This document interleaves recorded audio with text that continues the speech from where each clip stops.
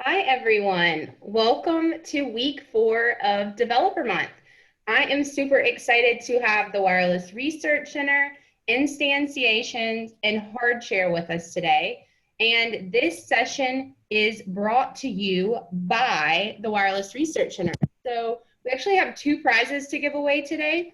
One is the Hercules Tough Charging Station, and the other one is the Mr. Cool Bedside Smart Lamp with speakers. So please stick around um, at 11, or excuse me, at 12:30 p.m. for our networking half hour. But I just want to thank you all for joining today. This is a great way for everyone here to connect and learn, engage with others. That's originally why RIoT started this Developer Day session, which is now turned into a wonderful month-long event series. So I'm just really excited for you guys to join us. And I really encourage everyone to please, if you have any questions, put those in the chat box throughout the day. We'll make sure your questions get answered, and really connect with the speakers one-on-one. That's what we're here for. But without further ado, I will introduce Matthew Bauer with the Wireless Research Center. He is our first session of the day. So thanks for being here, Matt. Thank you, Caroline. Let me finish my transition here. How do I look? Is that Fantastic. Thanks, we're Matt. all good there? All right. Well, hello everybody, and still a little dark here, so excuse the background. I'm a couple hours behind you. I'm not sure where everybody's coming in, but so I wanted to talk today about a new program that the Wireless Research Center is ramping up quickly, called Connected Communities, and so I'll be presenting on that and sort of dive into sort of the higher topics that we're trying to address through Connected Communities. First, I'll just give a little background on myself.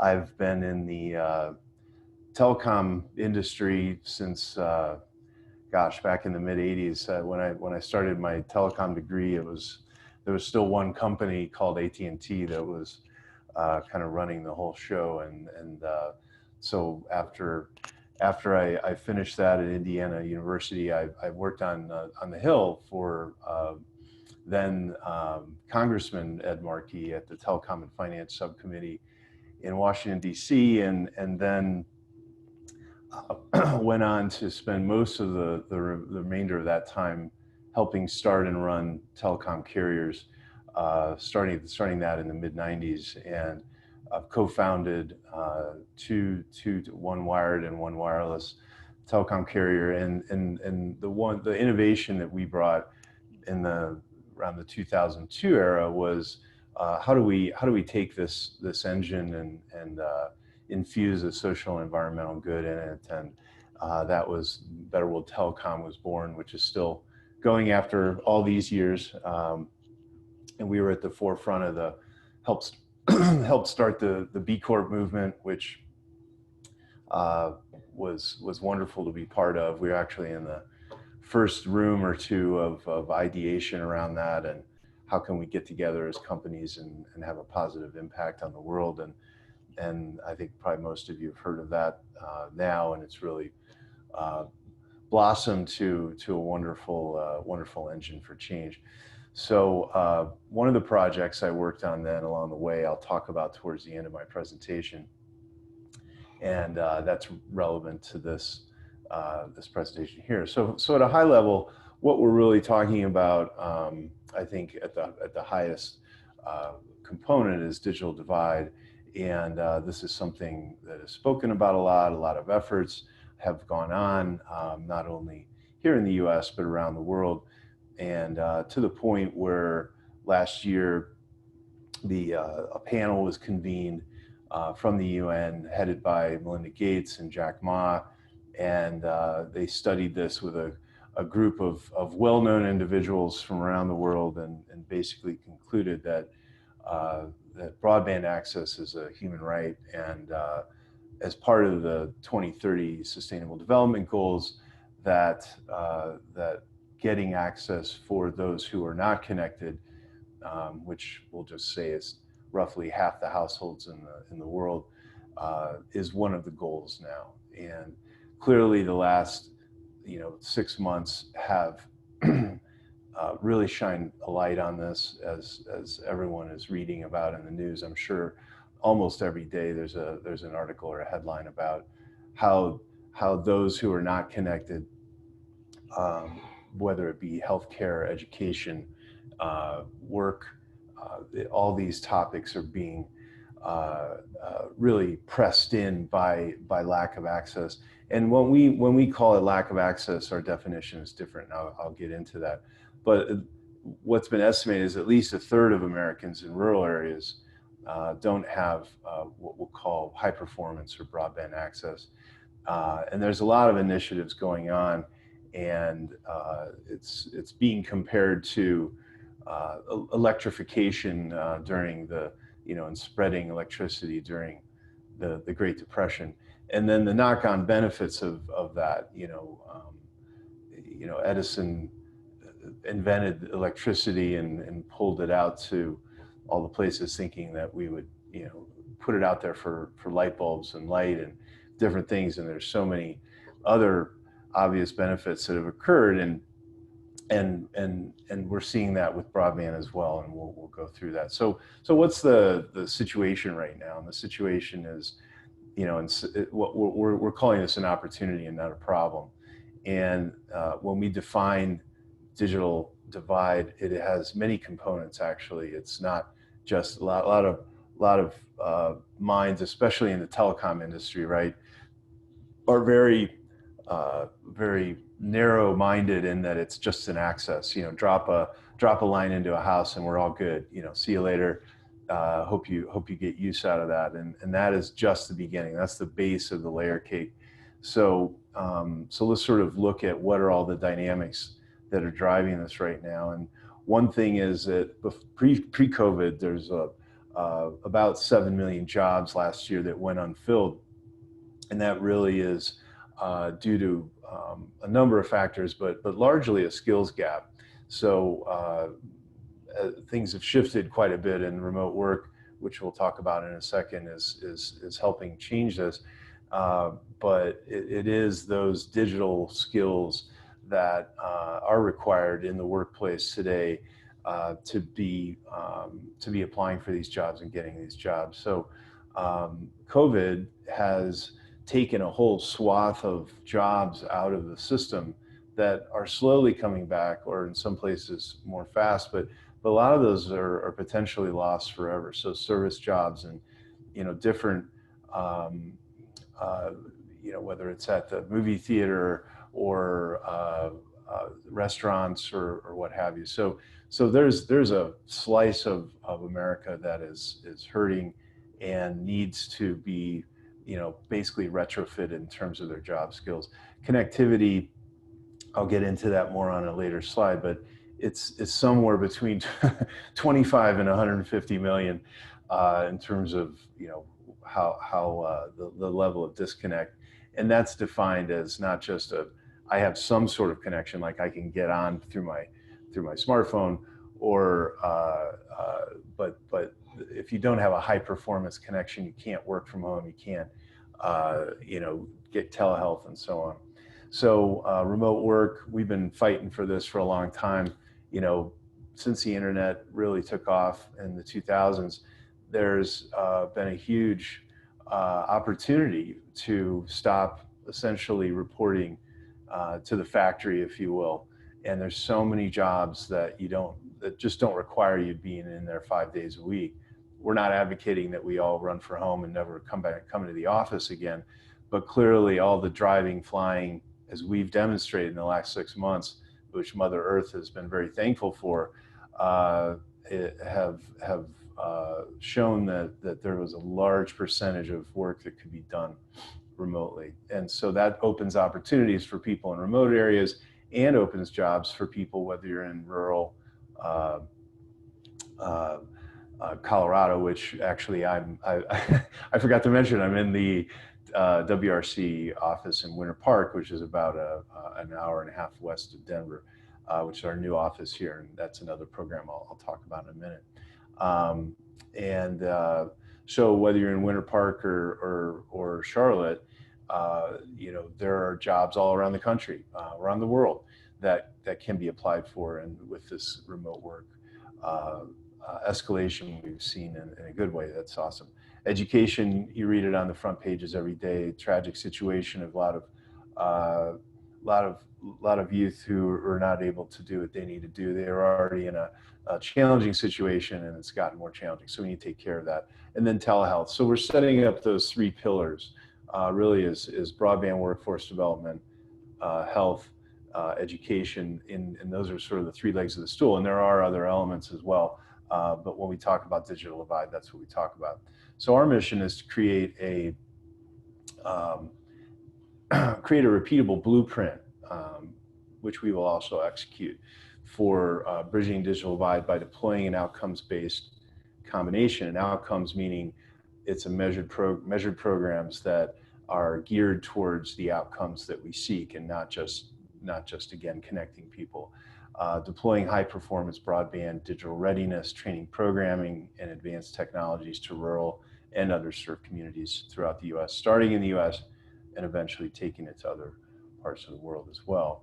So this is a wonky slide, but again, I've adapted this deck from a more detailed one. So don't be scared by all the text. I'll just sort of skip a stone over this.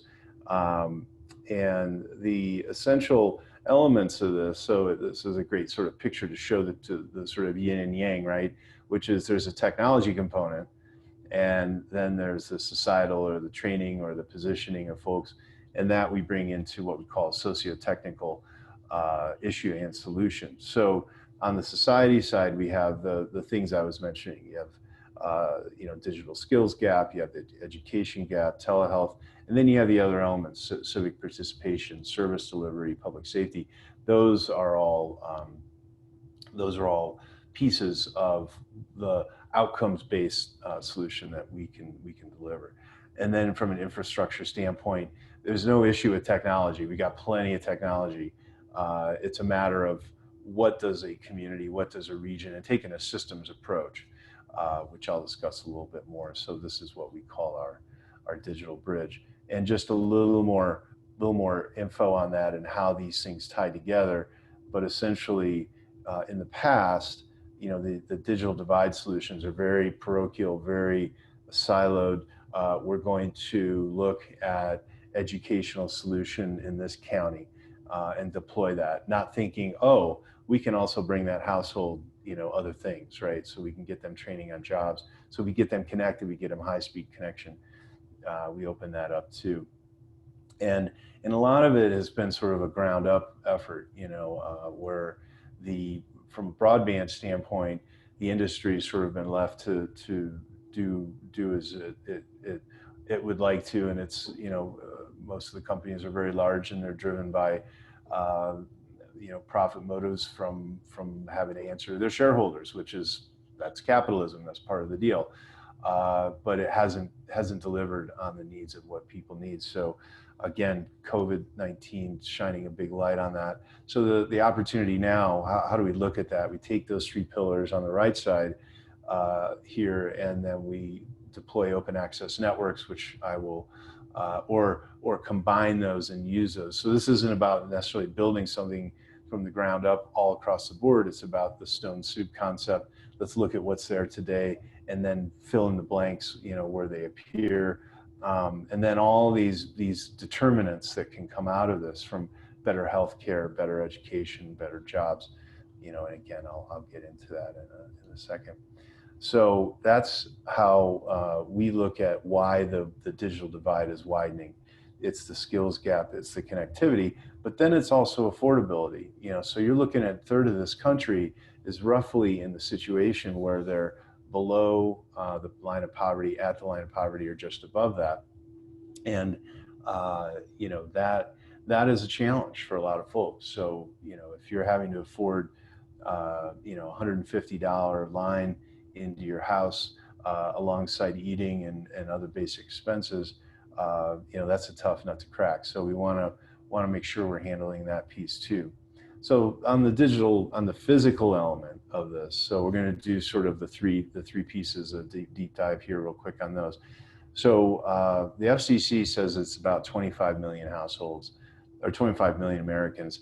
Microsoft did a separate study a few years ago, and it includes those who are not connected, but also those who do not have what we call high performance or full broadband capabilities. So even if we split the difference in between there, you're looking at a very large swath, upwards of a fourth of the country are in this situation. And that's just from a physical connectivity standpoint. Then we get into sort of the rural versus urban challenges. And so this is something that, again, it exists in Charlotte, and it exists in rural North Carolina, it exists in Detroit, it exists in rural Colorado here. Essentially, there's different challenges, but the same challenges as well. So rural, more of a physical connectivity issue. The gaps have not been filled in. The current system is not getting folks what they need, and that is part of what we're here to solve. In the urban settings, there's closer access to broadband, there's affordability issues, there's job training, job pairing, things like that. So either situation could have all of those, but typically in the urban situation, it's more of an affordability issue or other things that are holding folks back. So our plan is to bring these things together. So to look at system-wide, region-wide, not just a small segment. So take the state of North Carolina, for instance, as opposed to looking at one county. And if we take a systems approach to that, you look at where are the gaps, and then you look at programs that can get folks trained on broadband workforce skills and how to do things from home or from a remote location. And then how do we pay for that? This is a big nut. It's not going to be $10 million. It's going to be a couple $2 billion to do something on a large level like that at a statewide level. And then you've got to measure it. So there's if you're going to take out that much money and you're going to get maybe an unconventional group together to do that, they're going to want to see what your results are, and are you really improving livelihoods and taking that out. So the first piece of that is the open access network. So you have to, at that base of the layer cake, have that middle mile, we call it, which is, call it fiber to the kind of how the power grid is constructed. You have high voltage, medium voltage, and low voltage. High is sort of city to city, state to state, and then medium is sort of throughout your community, and then you have the low voltage that goes into your actual home. So telecom constructed much the same way. That middle mile, there are a lot of solutions providers in North Carolina, for instance, and Colorado. Both have a great head start there, and so it's a matter of catalyzing those, bringing those together, and then also filling in the blanks of where folks are. But doing it from an open access standpoint makes it so any company, any internet service provider, any provider can connect into that, and at a fair rate, and that we're able to really build on that piece. So that's a key component in making sure there's competitiveness in the markets that we're looking at. Then the technical solutions, there's just a huge amount of growth in remote work. You don't have to have a 4-year college degree anymore to do these jobs. I've got an example here. Google's been pioneering with a lot of programs and access. Salesforce is another great example that we've worked with in the past. That is, you're able to get a certification, in a matter of weeks or months, as opposed to, and then you can start applying for these jobs. So we're focused on those quick hits, getting folks into the digital readiness realm. From a health and education standpoint, we all have been reading the headlines. I don't need to dive into the education issues. From a healthcare standpoint, the industry's moved quickly. Remote insurance is now covering in many places, remote telehealth sessions. And so we're very bullish on the opportunities to get folks that sort of, again, the three-leg stool, get them a big connection to their home, look at it from the household standpoint, and then deliver these services in there. So they get the homework from home, you get your telehealth from home, you get jobs from home. So then how do you pay for this? Typically, these kinds of projects, the government's been tapped We're looking at a combination new instruments that are out there like Pay for Success, where essentially you get the big foundations in there, big high net worth family offices. Government plays a part, maybe as a backstop in these models, and you measure it, and that success level is how it gets paid back from the government. And I won't go into this, but there's plenty of information out there. I highlight an article here to the right that just came out in terms of Pay for Success in the COVID realm. So there are other means instead of just going to the government till to pay for these things, and we're very focused on that and bringing in also corporate dollars. Obviously, some of the big companies now are seeing record profits, and they have record cash on hand. So we want to tap into that because it's good for them too. It's good for the telecom companies. It's good for the Apples and Facebooks of the world and Googles. This gets them more customers, right? So we're just looking to bolster it and get everybody to participate in this. So let me speak about a couple examples. So one in the past, in the last that our team worked on in the last financial crisis. So out of that came a fairly large number of stimulus dollars for telecom projects. So we looked at how can we use this to help people, and we had just done a long program with the Bainbridge Graduate Institute studying how telecom can be used to help the environment, how it can be used to help people get jobs, and the conclusions were massive. So that was like 2008, 2009. So we started to pull together a grant, and about 2011, we won it and got on the ground. It was the largest grant offered by through the Broadband USA program, about $120 million to go into the U.S. Virgin Islands, and essentially, which was experiencing about 30% unemployment at the time due to a number of factors. And essentially, about 10% of the internet hits. If you see the picture here, the St. Croix, I've brought the islands close together. They're not actually this close, but on the west side, on the left side of St. Croix, which is on the bottom, is a landing station where about 10% of the internet traffic of the world goes through, because that's the easternmost point of the U.S. And these territories had this big Autobahn running through it, but it wasn't helping the residents of the islands at all. So we trenched fiber around all three islands, and we built broadband workforce development centers, which is what the Connect Space VI, and that was our big focus. And we had thousands of people come through our training programs. We got folks jobs with Salesforce, with support.com, and others where they were working from home. And now, even in the hurricanes, it's shown, the USVI is one of the most robust telecom networks now in the world. So it worked there. It made a difference in the economy, and it really, we saw it from a holistic standpoint because it was a territory, not a huge population, about 125, 130,000 people, but a lot of tourism, a lot of business, and a lot of things that are transacted there. So it was a good example to have of this kind of systems-wide thinking. And other projects we're working on now here in Greene County. Interesting situation. It is rural, but it's pretty close to Denver. You can be to the airport in about 2.5 hours, and about 2 hours actually. And but at the same time, we're looking at a situation where a lot of people just don't have access at all. Tourism economy has been really hit hard, and we're looking at bringing all these components in here to say, let's get a middle mile provider, let's extend that out to the households, but also the venues. You have Winter Park Resort, Devil Sum Ranch, and these other folks come from all over the world to come to these places. They're suffering too because of the lack of broadband access, and they can really benefit from this too. So it's an interesting sort of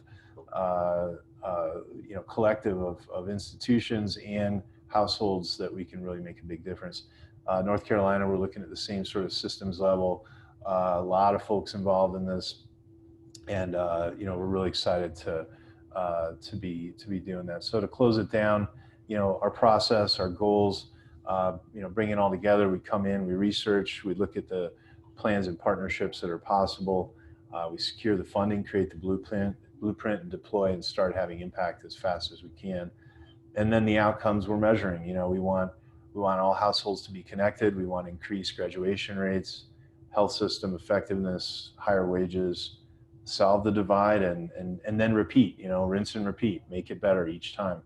And that's really it. So I'll stop there, and Caroline, I'll bring you back in there. So, and that was 25 minutes exactly, I think. Thanks so much, Matt. Yep. If people have questions or want to get involved, is the best way to reach you through that email that you have up Yes, please. On the main slide? Awesome. Awesome. Great presentation. If anyone has any questions for Matt, I encourage you can unmute yourself and ask, or please put those in the chat box. But I'm sure most of you know that the Wireless Research Center is the second half of RIoT's business. So we're just thrilled to have them here today with us. Thanks again, Matt, for waking up early and my pleasure. And helping us out. But yeah, and the Wireless Research Center is also sponsoring today's event. So you can win 2 prizes today brought to you by the Wireless Research Center. So stick around at 12:30 p.m. Eastern Time for our networking half hour. Up next, we have Alexander Mitin and Seth Berman with Instantiations. So I'll let them get set up. I know they're just a couple minutes early, but thanks again, Matt. We really appreciate you being here today. Thanks for the opportunity. And if you have questions for Matt, please reach out to him directly through the chat box, or you can always reach out to me, and I'd be more than happy to connect you. Thank you. Thanks, Matt.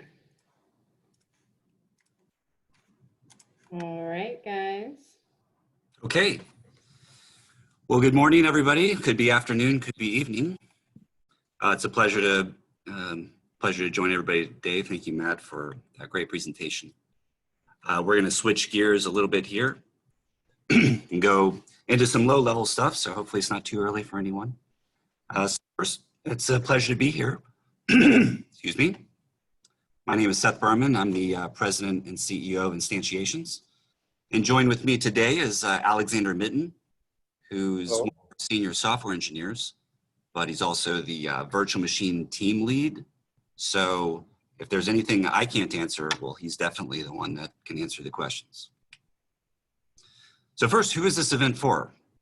Well, it's Developer Month after all, so this is geared very much towards developers. We'll try to keep things at a higher level where possible, but because time is limited in the session, we're sort of holding all Q&A until the end. But if you if you forget your question, feel free to put it in the chat window, and we'll answer it when the time comes. So a little bit about the agenda for today. First, we'd like to just briefly introduce ourselves and talk a little bit about who we are and what it is that we do. Then we're going to launch into sort of an overview on just-in-time compiler technology, sort of dynamic translation, and especially in the context of IoT. So I'll be showing you some benchmarks with sort of an emphasis on the trade-offs between speed, sort of memory, power usage, the last two being far more important in the IoT context and cloud space as well than sort of your traditional big servers and desktops. I'll be demoing some of our tools and benchmarks that we use. We're going to be doing those. The benchmarks are run on an ARM-based Raspberry Pi 4 using our VAST platform.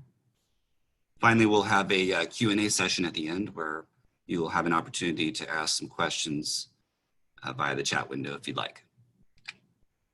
Okay, so who are we? Instantiations. First of all, a big long name.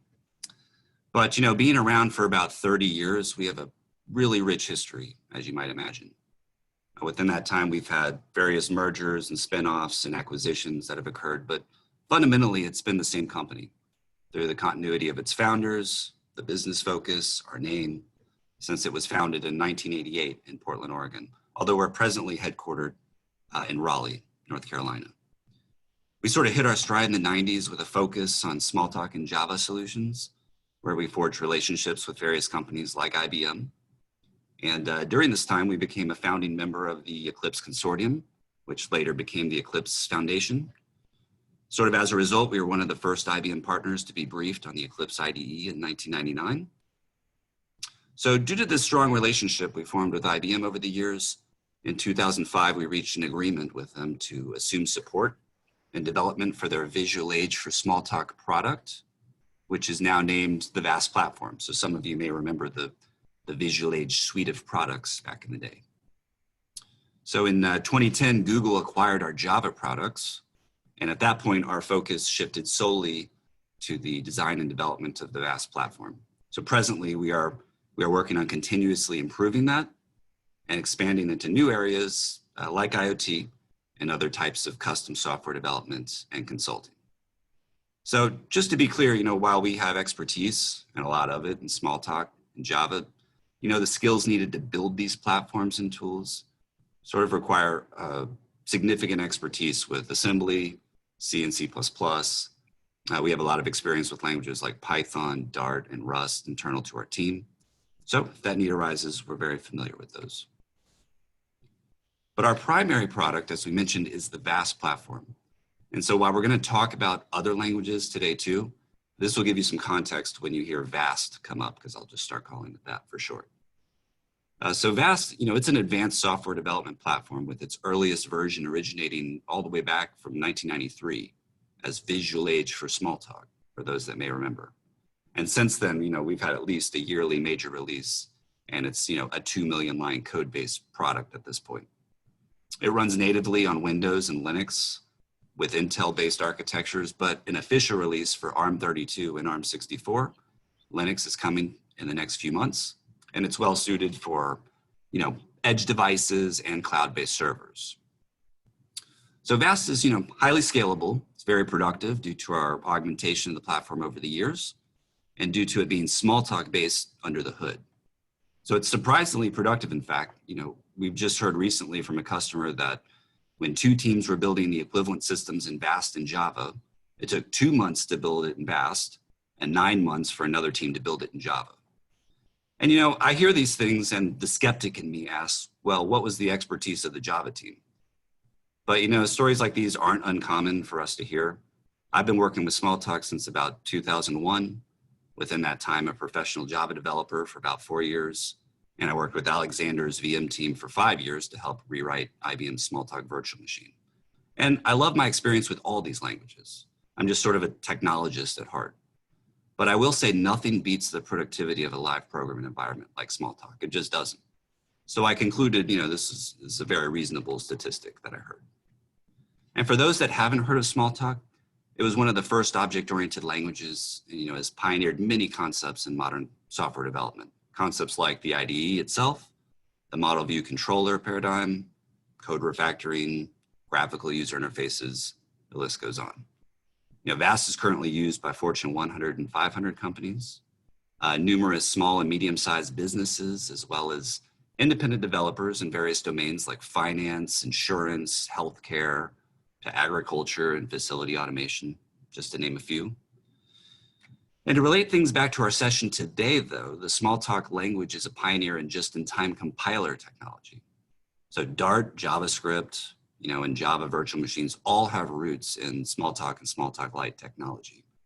In fact, the language design community is a relatively small group of people, relatively speaking, and many of the designers of Dart, of JavaScript V8, and Java were Smalltalk virtual machine and language designers at some point. So let's get to it. Let's talk about just-in-time compilers. First, little definition, in case for those that may not know, a just-in-time compiler, we're talking about compiling machine code at runtime as opposed to compiling it ahead of time. So this will result in programs that can run at much faster speeds than they could otherwise if they were interpreted. And the point? Well, the goal is to make higher level languages begin to approach the speed of lower level languages like C. Faster is better in most cases, but sometimes the fastest option is not the best when considering sort of the big picture in software development. And we'll talk more about this later. In fact, if you stick around for the next session, you'll see, the live programming environment, as Mariano will show, the debugging experiences in languages like Smalltalk. Now, there are some situations where native machine code generated at runtime can actually produce faster code than what ahead of time compilation could provide. And the reason is you have the opportunity to profile guide at runtime and rewrite new, more optimized code for specific cases. You can also, set it up so that you can observe the CPU extensions that are running right now on the hardware and maybe take advantage of that with code that you generate. And that's easier to do than with ahead-of-time compilation. So how are JITs faster than interpreters? Well, every programming language has some overhead associated with it. In this context will be, overhead is the additional code threaded throughout your program, which can be removed or optimized. And the removal or optimization of this overhead is what JITs do that make them so much faster, make the code run faster. So how do we do it? Well, there's a lot of techniques and classifications for JITs. So what we're showing here, and they're not exclusive from each other. What we're showing you here are strategies, implementation techniques, and basic classifications, and some of them work well together. The first kind, and this is probably the most prevalent, is the method or function-based just-in-time compiler. And this is about boundaries. What is it going to be producing native machine code on? And in this case, it sort of looks at the method or function scope and optimizes machine code at that level. So what are some advantages of doing this? Well, it's a well-known boundary. Pretty much the runtime systems are already geared towards running or executing methods. So it's kind of known where you're going to start and stop this endeavor. It can also have faster compilation than tracing can. Disadvantages? Well, in most, but not all cases, and we'll show you the not all part, but in most cases, you need a compiler in memory, which is going to increase the runtime footprint of your runtime, sometimes substantially. Another disadvantage is there's typically less optimization opportunity than tracing, because tracing can build a larger picture than just what's at a sort of method or function boundary. And so there's lots of examples of method or function JITs. That's what we have, say Java, and a lot of other systems as well. This is not just about, just-in-time compilers, but it is a strategy that is used, especially in dynamic languages, to help make them a lot faster. And it's the concept of profile guiding. And you can do this with static compiler pipelines as well. But in the context of at runtime, we can profile and do things like detect hotspots, which is code that is running a lot. And we can generate new, faster code for those hotspots. But there's other kinds of things that we might be able to do. We might be able to prove that certain checks are no longer necessary, and we can remove those at runtime. So the just-in-time compiler is always kind of looking for those opportunities, and that's really what profile guided means. So advantages are, you can rewrite the code at runtime for that specific situation to produce really fast and optimized code. Disadvantages? Well, if you're going to profile, you're adding profile overhead somewhere. And so that's often more code, but it's also time. You have to invest that time, which hopefully pays off later. Lots of examples. I would say it's used in pretty much any virtual machine. There's some level of profile guidedness in it typically. Okay, so a lot are method-based JITs, but there's also these sort of tracing-based JITs. And that is the idea that, so it's a form of profile guiding where you basically are looking for traces or hot paths of code that are executing all the time. Generally, it has a profiling stage. Typically, in this context, it would be the interpreter itself, the language interpreter that's actually keeping track of and trying to build a trace or path from which it decides that this is a good path to generate native code on.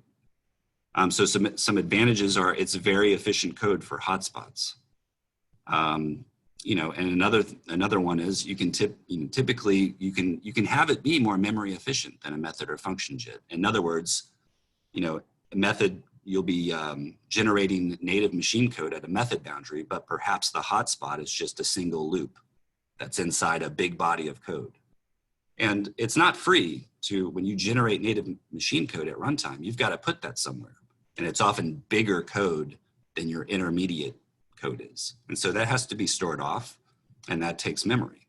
And so if you're always doing it at the method boundary, you're often going to have much larger sections of memory than what maybe tracing could offer you. But it sort of depends on the profile of your execution. Some disadvantages, well, you'll definitely need a compiler at runtime. You know, it's going to increase the size of your runtime, and it's going to add profiling overhead. I mean, you have to be able to detect these traces, and they're not they're not necessarily on nice known boundaries like methods. So you're going to need some sort of compiler that's able to take that path and generate the native machine code from it. So used in a lot of multi-tier JITs, as well as PyPy, for example, is a tracing JIT built on top, or basically on top of the Python language. And finally, we get to the template-based JITs. And so these are most interesting to us because this is what the VAST platform uses. So template JITs are an implementation strategy for method or function-based JITs. And so, like I said, it's the one we have. And templates are the native code equivalents of the instructions like bytecodes and call return machinery of the virtual machine itself. So we prepare those ahead of time when we're building the virtual machine, and we store those results off in an object file.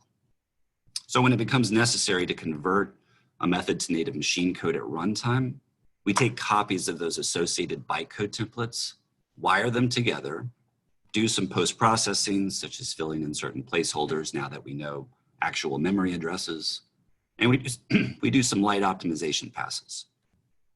You know, in the end, we're not going to radically change the native machine code from what the templates would describe, but we do have some people optimizations, such as removing unnecessary push-pop instructions and things of this nature. So the advantages, well, it's very fast to, quote, compile. It's not really compiling at all. We did that back at build time. It's really assembling it and linking it into the running program. So very low overhead, and it doesn't have to include a compiler in memory. So you only sort of need this linker-like part. The disadvantages is it's going to be less efficient code than an optimizing compiler.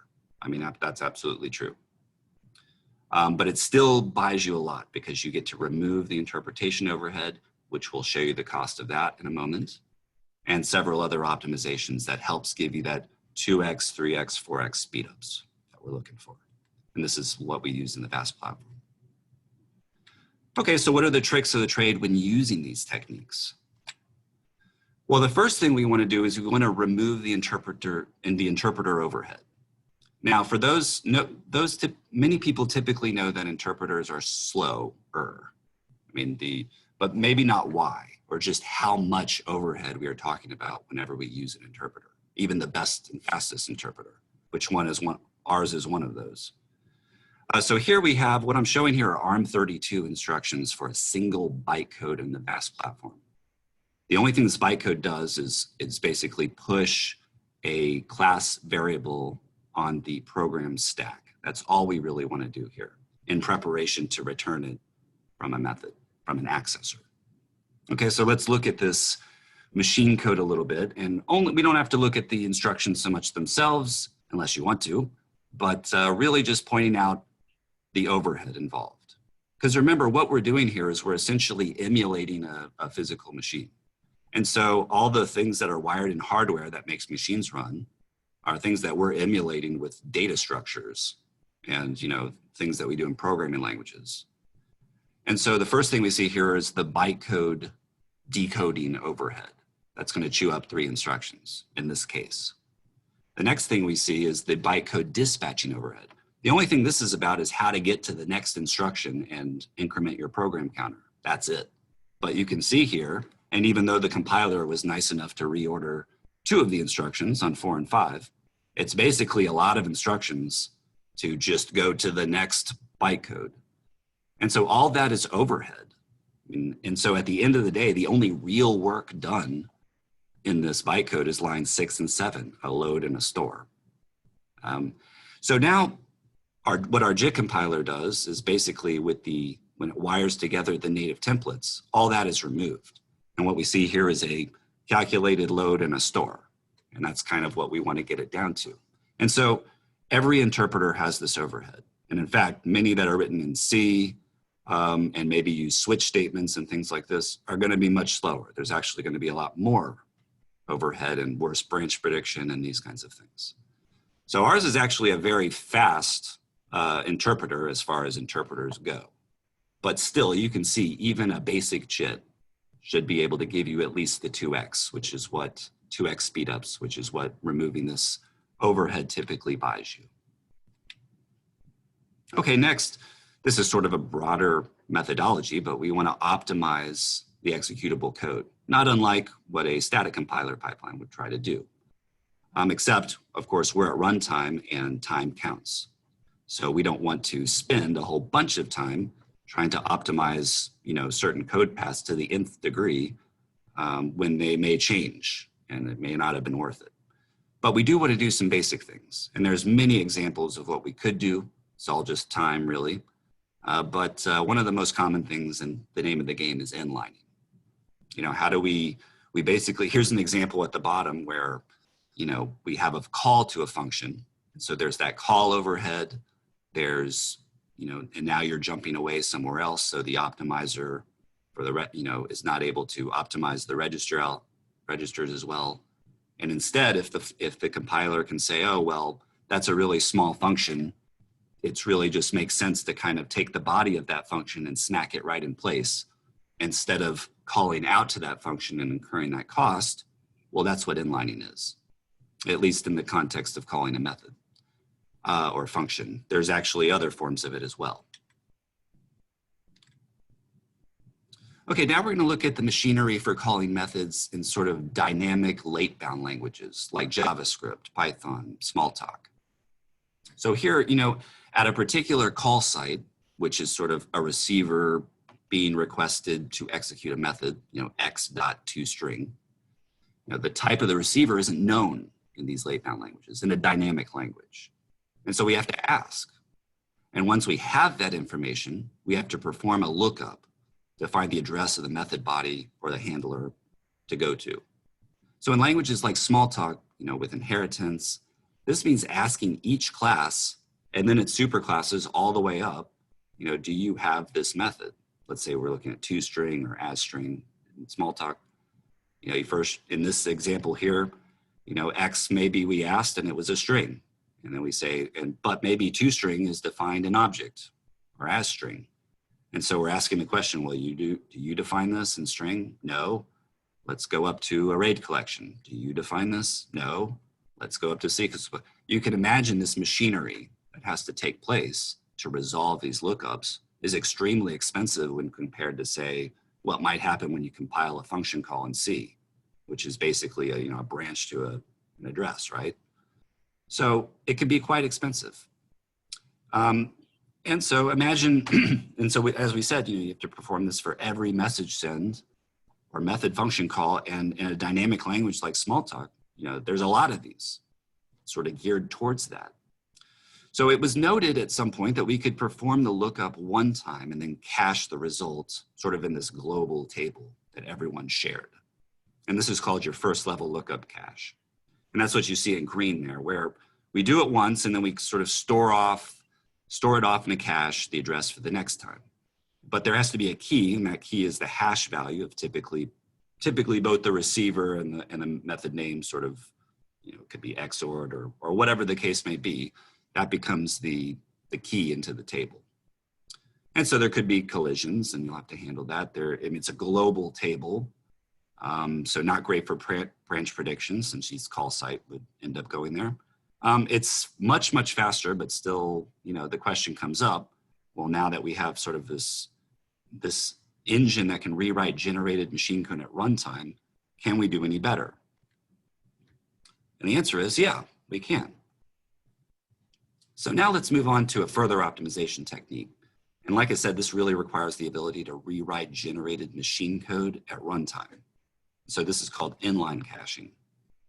So we're going to take the concept of what we just talked about, the first level lookup cache, and we're going to see how to localize it sort of at each call site, sort of inline it at the call site itself, and tailor it just for each call site's specific situation.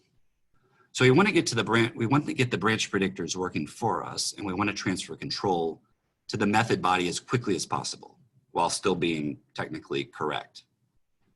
So these three states, monomorphic, polymorphic, and megamorphic, they're basically the three states other than an uninitialized state. They're basically the three for an inline cache to capture and use to its advantage what was noticed about the behavior of typical programs in these dynamic runtimes. And so what was noticed is that most call sites that are active in the program only really ever have one receiver. I mean, yeah, they technically can have n number, but for most programs, the general behavior is it has one. Or it can have a few, or it has many. So there's not sort of this uniform distribution of types. You either have one, and then next maybe you have a few, or you just have a bunch. Okay, so a monomorphic call site, the call to the lookup method routine itself at the call site is rewritten at runtime with a jump to the cached address of the method itself. Well, almost. Remember, this is a dynamic language, right? So the receiver type might have changed. So how do you know that if you're going to hardwire it to go to the method body, how do you know you still have the right method? Maybe a different receiver came in. Okay, so it could be the case that it's now different. So instead we jump to a section just before the method body called the preamble, where a simple check is performed on the type. And so if it's still the same type, then it may proceed to the method body. If not, well, it'll perform a different strategy. This could be returning to that expensive lookup procedure I told you about before, or it could be to build what we'll talk about next, which is a polymorphic inline cache, which I'll abbreviate that big long series of words to PIC. That's generally what it's called. So PICs are similar to the lookup cache, except that it performs sort of a linear search just by checking the types for each slot. And if it matches, then it jumps to the address associated with that slot. Okay, so, and if not, it'll go to the next type and then check if that's the type, the receiver type is correct, and then it'll jump to that address. Okay, so we, in the VAST platform, use a 4-slot PIC. So finally, consider the situation where a piece of code loops through all objects in the system and calls, toString or asString on it. So you can imagine that call site there is going to have an incredible number of types, and the bookkeeping behind keeping the inline caches updated for that situation is going to be more overhead than it's worth. So in this case, the inline cache transitions to the megamorphic state, where it will basically perform the normal lookup routine in a slightly more optimized way.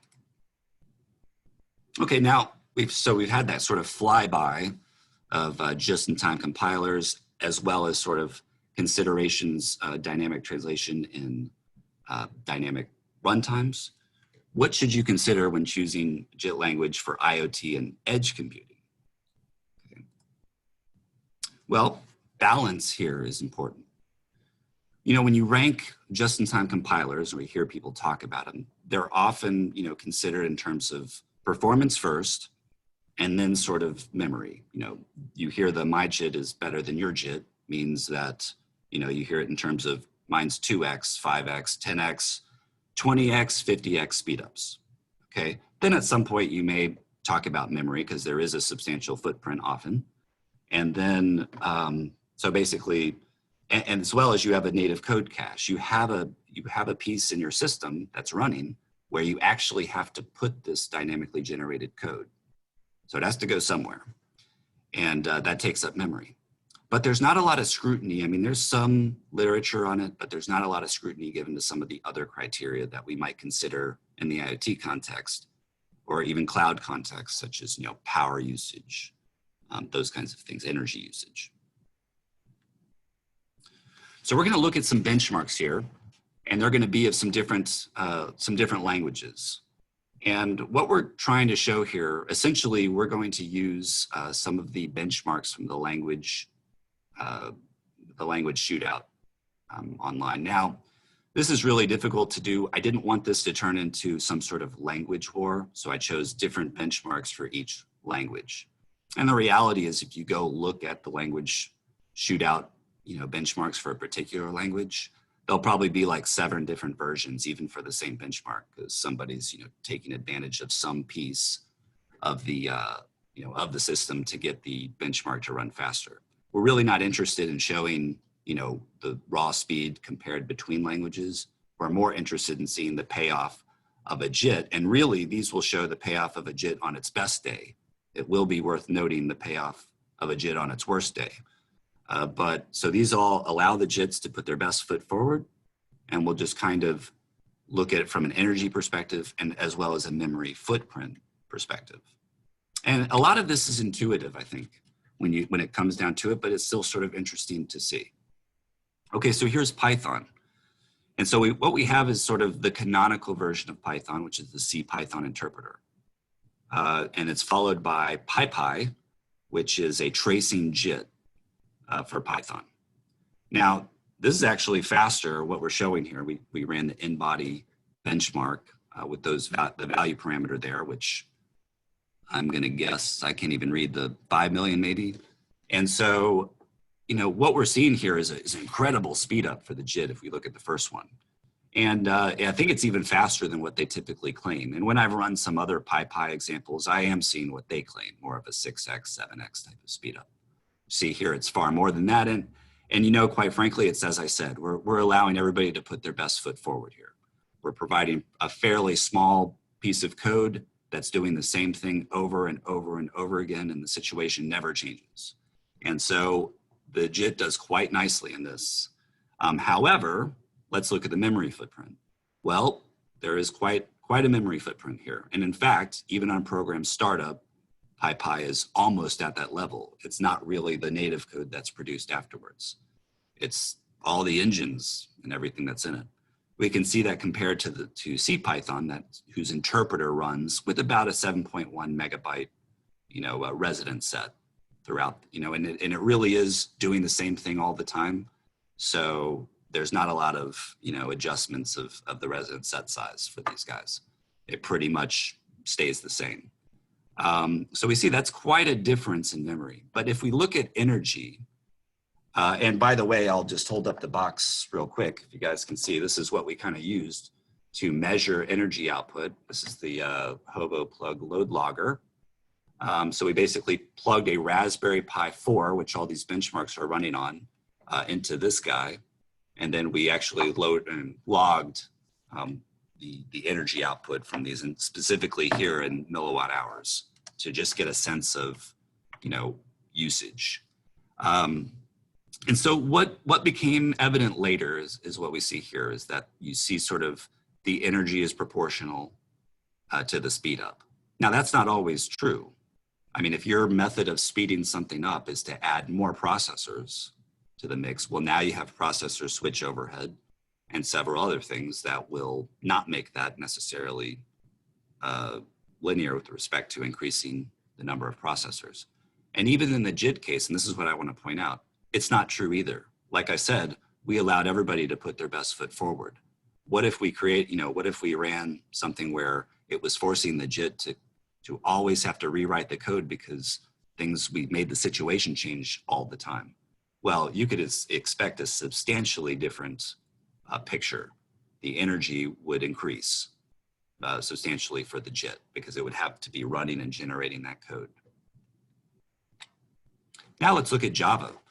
So Java, and we looked at the OpenJDK. We couldn't really remove the JIT when we ran the interpreter, and that's kind of like ours. I mean, it still came with the runtime, so it was still part of the memory picture, but it lacks some of the JIT data structures and the native code cache, the native code that was generated for this particular run. So we ran Mandelbrot with that parameter, and we can see, yeah, it had an incredible speed up, as one would hope.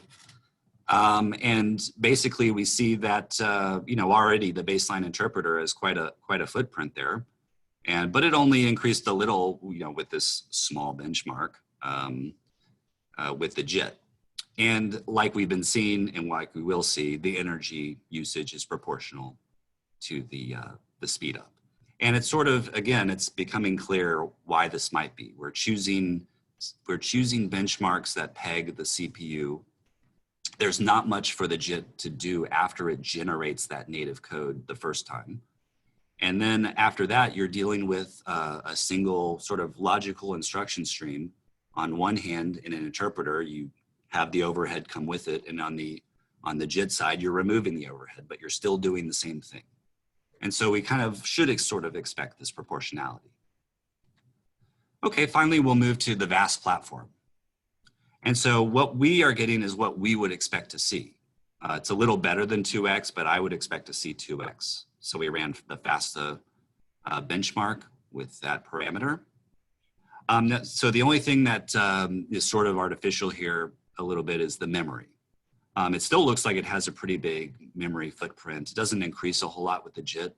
The reality is that our baseline interpreter without the, so we have built our virtual machine using the LLVM compiler toolchain, and it generates the native code for us. There's actually at runtime, there's only one piece that we need from it that we're going to switch out, and that is the part that reads the object file, the native templates from the object file. Well, so unfortunately, the GNU linker, unlike our Clang linker, is not as good at removing all those parts. So what we really have is about a 700K virtual machine, but it has all those pieces that got dragged in just so we can read the object file. So we're going to be correcting that, sort of probably doing our own object file reader so we can get back down to the 700K plus that code for the object file reading.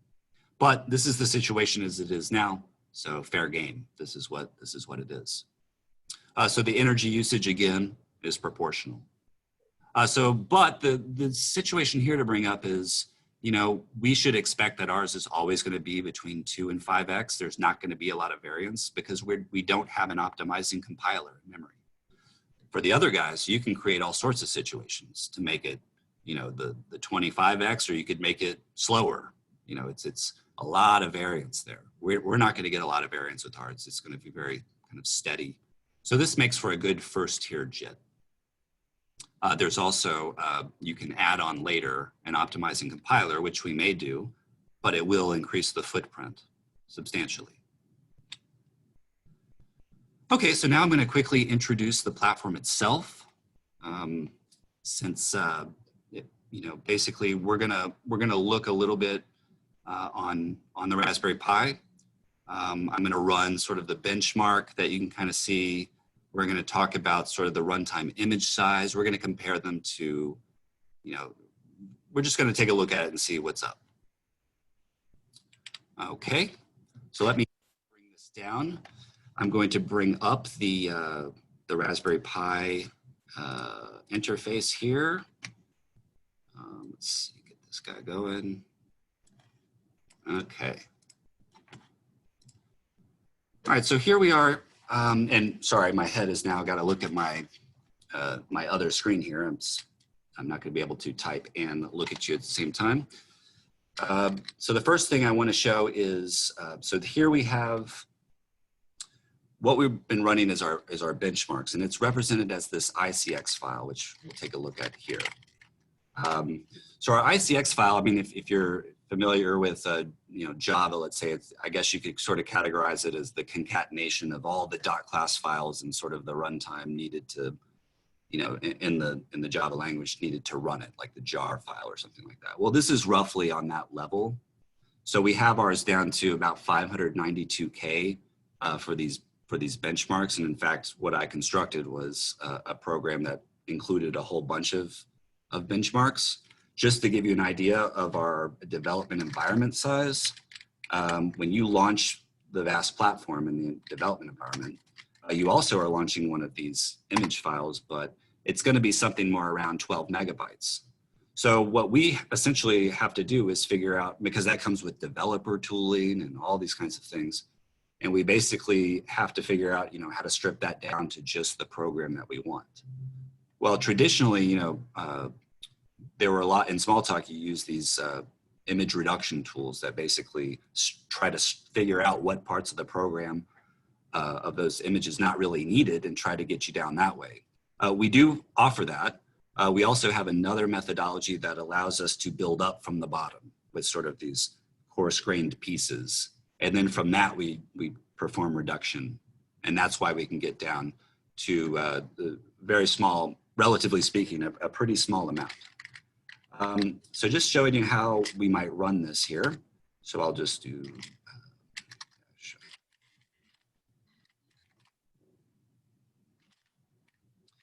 well, I was going to run the whole benchmark, which I probably don't want to do. So first, let me just, okay, so in this we have, thread ring, Mandelbrot, some names I can't pronounce, pi digits, FASTA, in-body, binary trees. So the one that we ran was FASTA, which I'll just kind of run here. I'll do a smaller value parameter just because there's no need to sit here while you watch it wait.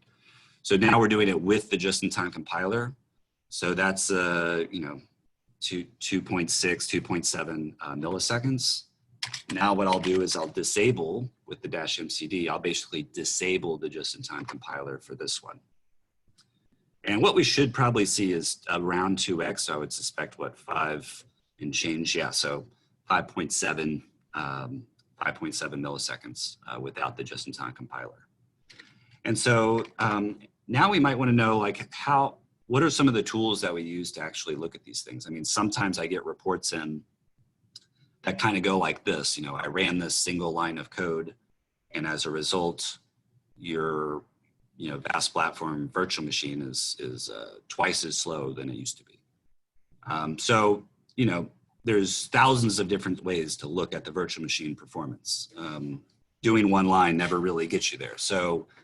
So basically what I usually do is I say, okay, well, let's see what's involved in that one line. So now for FASTA, for example, so we run at some speed. Well, that's fine, but what is it doing? And not just at the sort of statement expression level. I mean, so here's the one we used for Python. And so we can sort of see from an expression or statement level what it's doing. Here's the one that we did for Java. We can sort of, again, see what it's doing at the statement expression level. But I kind of want to know what parts of the virtual machine is it actually exercising. So what I'm going to do is I'm going to actually launch VA Smalltalk with call grind activated, which is sort of this part of the Valgrind suite, and it will track instructions. It'll simulate a cache so we can get caching behavior and a few things like this. So here's the development environment, and we're going to basically at this statement where I'm calling, okay, at this point, turn on the instruction, basically capture the instructions at this point. And then I'm going to run FASTA, and I'm going to do it for a low iteration count just because we don't care about time per se. We just want to know, what's involved with it. And then it'll flip it off. So we'll absorb some sort of instructions for flipping it off, but it just becomes noise. We don't really care. Let me go ahead and execute this. So this won't take very long. Now it's done. I'll close it.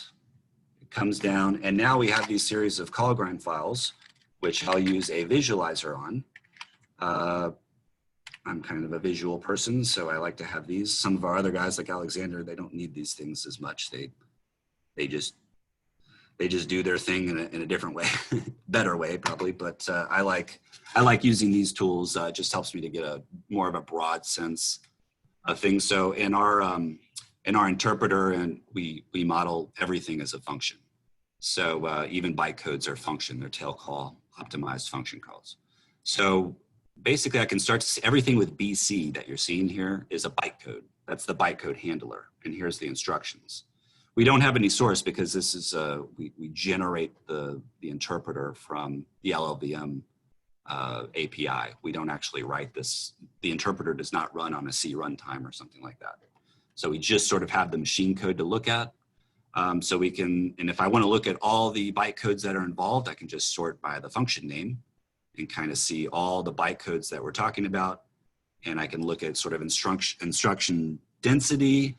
I can, because it's simulating a cache, I can get an idea of, the read and write, misses behavior for that particular cache simulation. I can look here at the, how it's behaving. Maybe something, there's been a few times where we just didn't have the, the pad, we didn't have things set up correctly and it just was jumping all the time. And if we we gave it different hints, it would produce more inline code in the common case. And so these are the kind of tools I use to kind of look and say, okay, well, let me get a general sense of, sort of what's going on with this benchmark. And so for, I see basically to my eyes, I see a kind of loop here. This is a special inlined bytecode that does a big giant loop. And basically I'm seeing, there's some float stuff going on. After we get just the basic engine stuff out of the way, I see some float operations. And so we can look at the float primitives and see if, everything is running okay. And the nice thing about the way that we've developed our engine is that we have sort of a single code base that gets, when we're building the virtual machine, it gets run 3 times. The first time it generates the interpreter. The second time it generates a special debug interpreter that we use in the live programming environment. The third time it generates the native templates, what we use to link in for the JIT. And so what's nice about that is typically if there's a problem in one, there's a problem in all. So, and if we fix it in one, we fix it everywhere. There's only been a few times where, we upgraded the LLVM code generator and there was something very specific to what it was doing. But even then we're able to find and spot these bugs fast. So like I said, it makes a very good first tier JIT. It does what we want it to do. It gives us that 2 to 5x that we're looking for. And and this is a little bit, at least this is my version of how I like to look at things down low, how we can fix problems, how we can, analyze performance down at the VM level instead of sort of up high at the instruction level. Okay, so I'll get back to the, we're about done here. I'm just gonna finish up with the presentation. I'm going to swap here.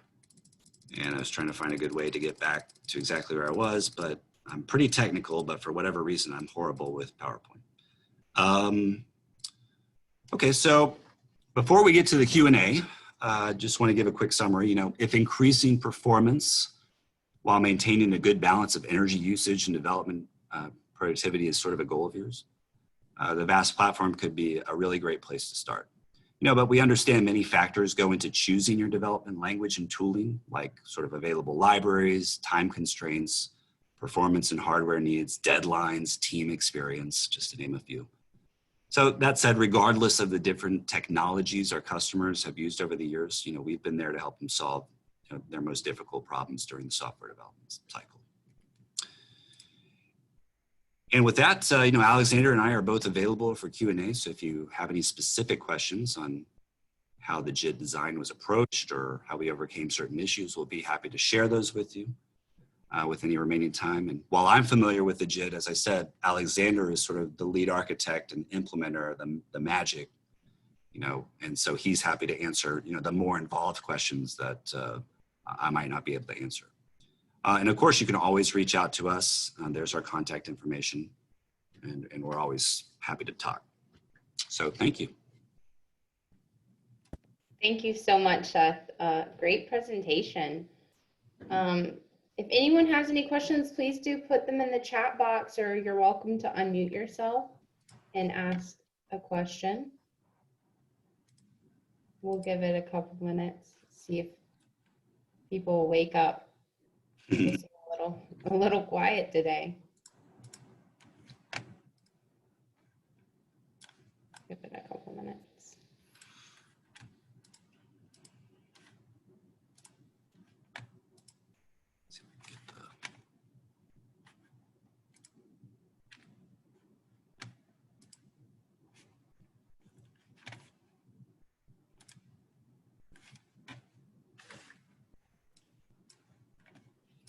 Here's a couple questions, Seth. First one, is the JIT compiler platform independent?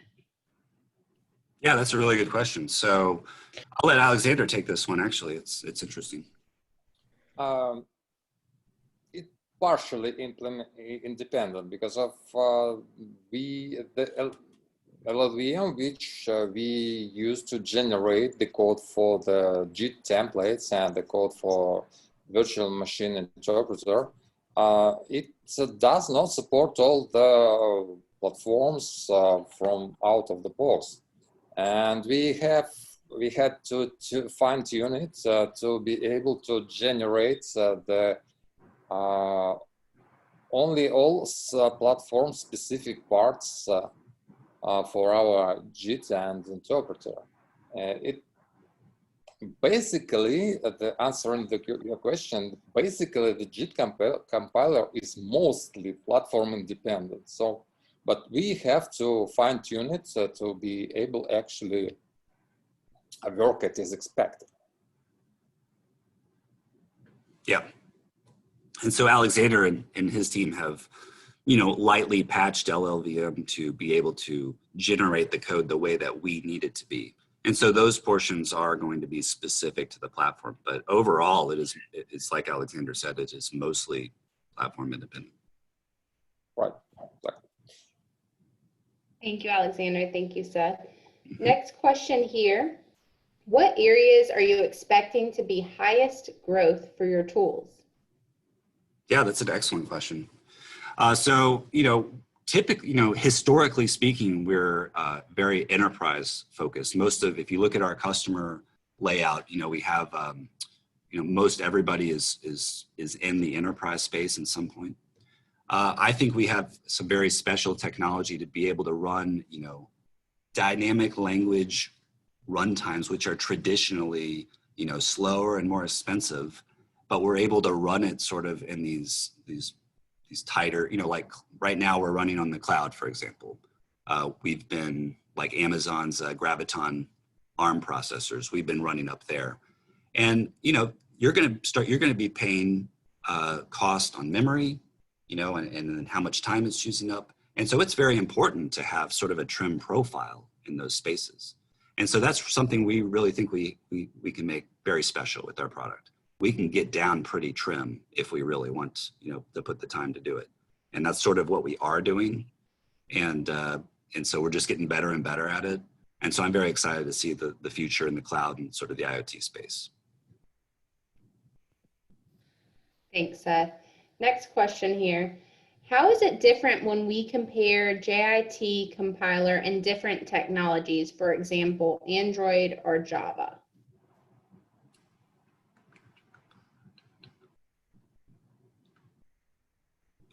Alexander, do you have any ideas on that? Maybe how is it different when we compare JIT compilers and different? Yeah, I want to clarify the question, so I make sure that I understand it completely.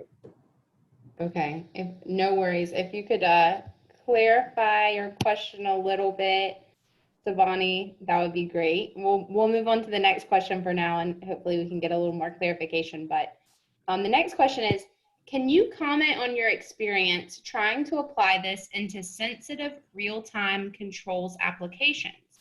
If not direct, have you seen interest in a faster development platform, but still migrate to compiled code and final instantiation? Yeah. Well, I would say that, we haven't spent much time down at that level. I mean, we typically are running on, I think the trimmest so far we've sort of run on is a Raspberry Pi Zero.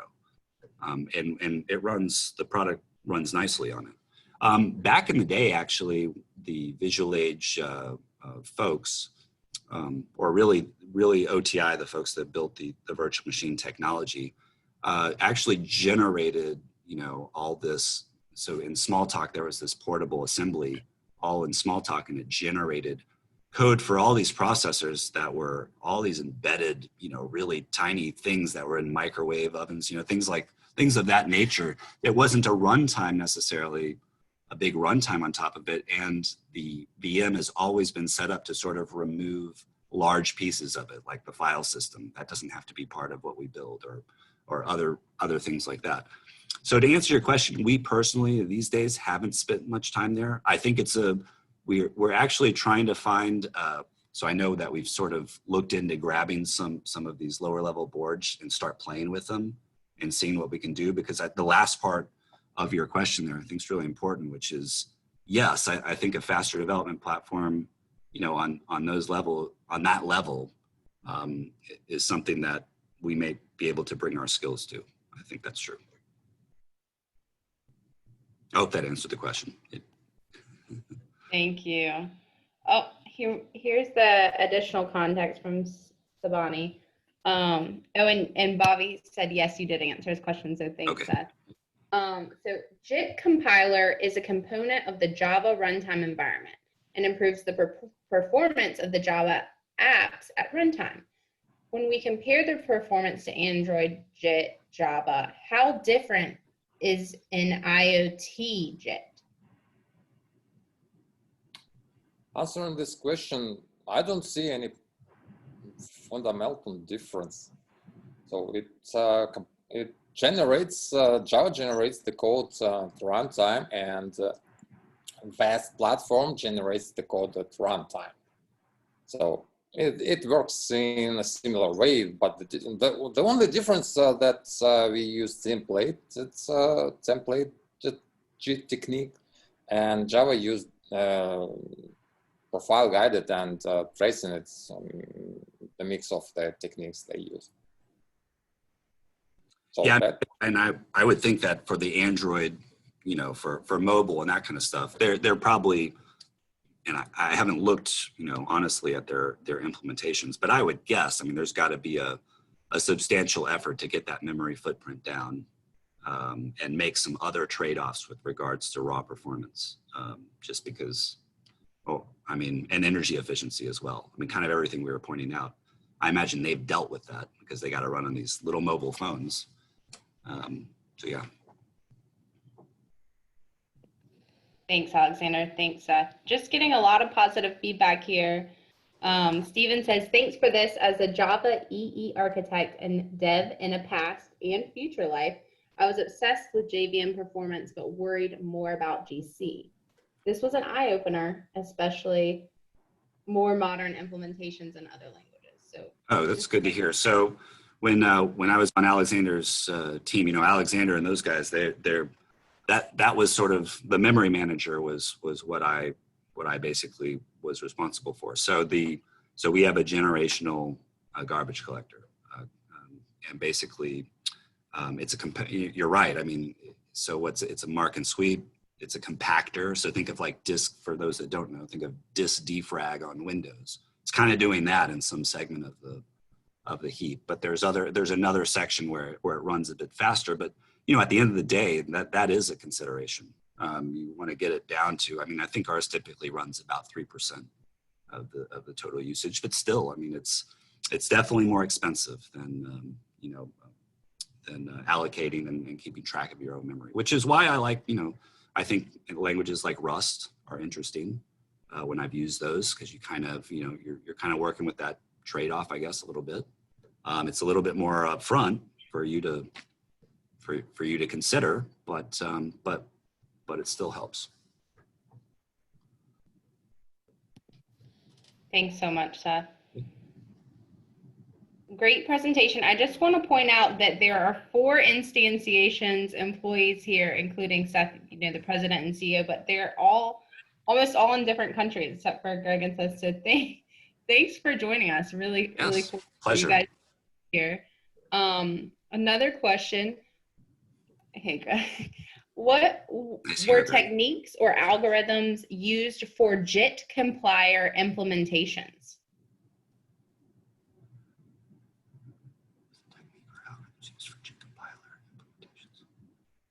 Let's see. So Alexander, do you have a thought? I already mentioned that we are using LLVM, and we use LLVM at intermediate level as so-called LLVM IR. We use it to produce both interpreter codes and the templates for JIT code, and so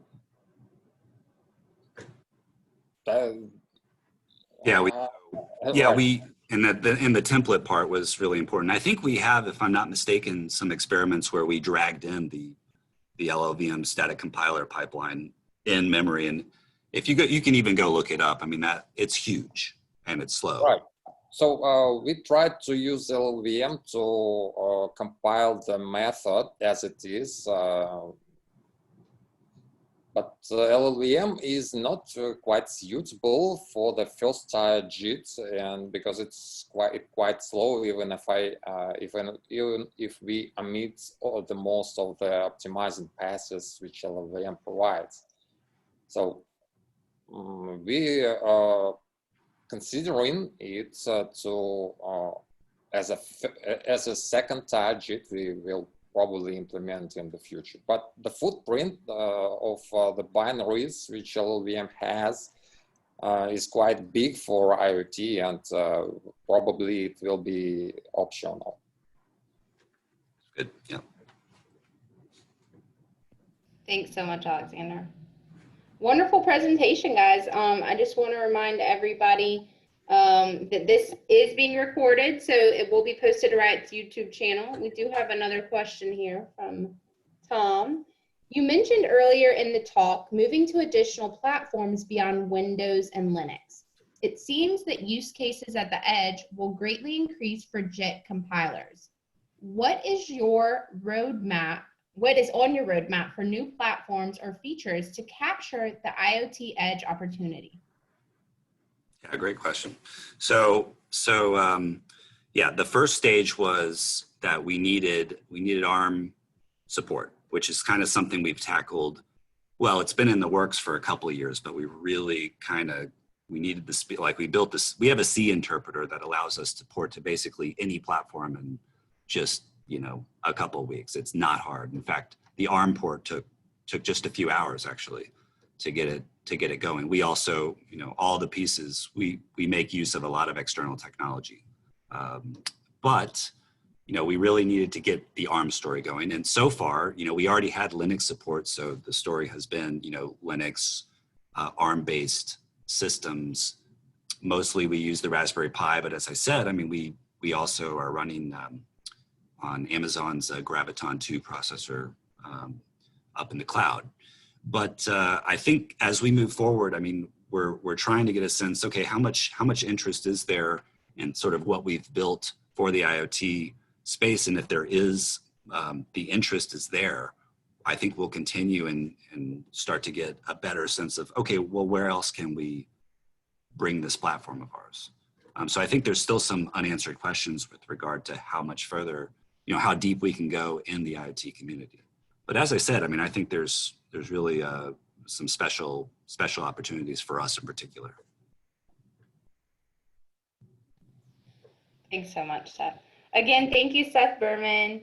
Thank you, Alexander Mitin. Really great to have you guys here today. And up next, we have Mariano Martinez Peck, who will be also with Instantiation. So we're super excited to have back-to-back Instantiation sessions here today. Just a great organization. Very thankful to have them in our sponsor lineup. Thanks again, Seth. Thanks, Alexander. Thank you. Appreciate it. All right, Mariano, you can go ahead and set up if you're ready. Okay. Well, hello, everyone.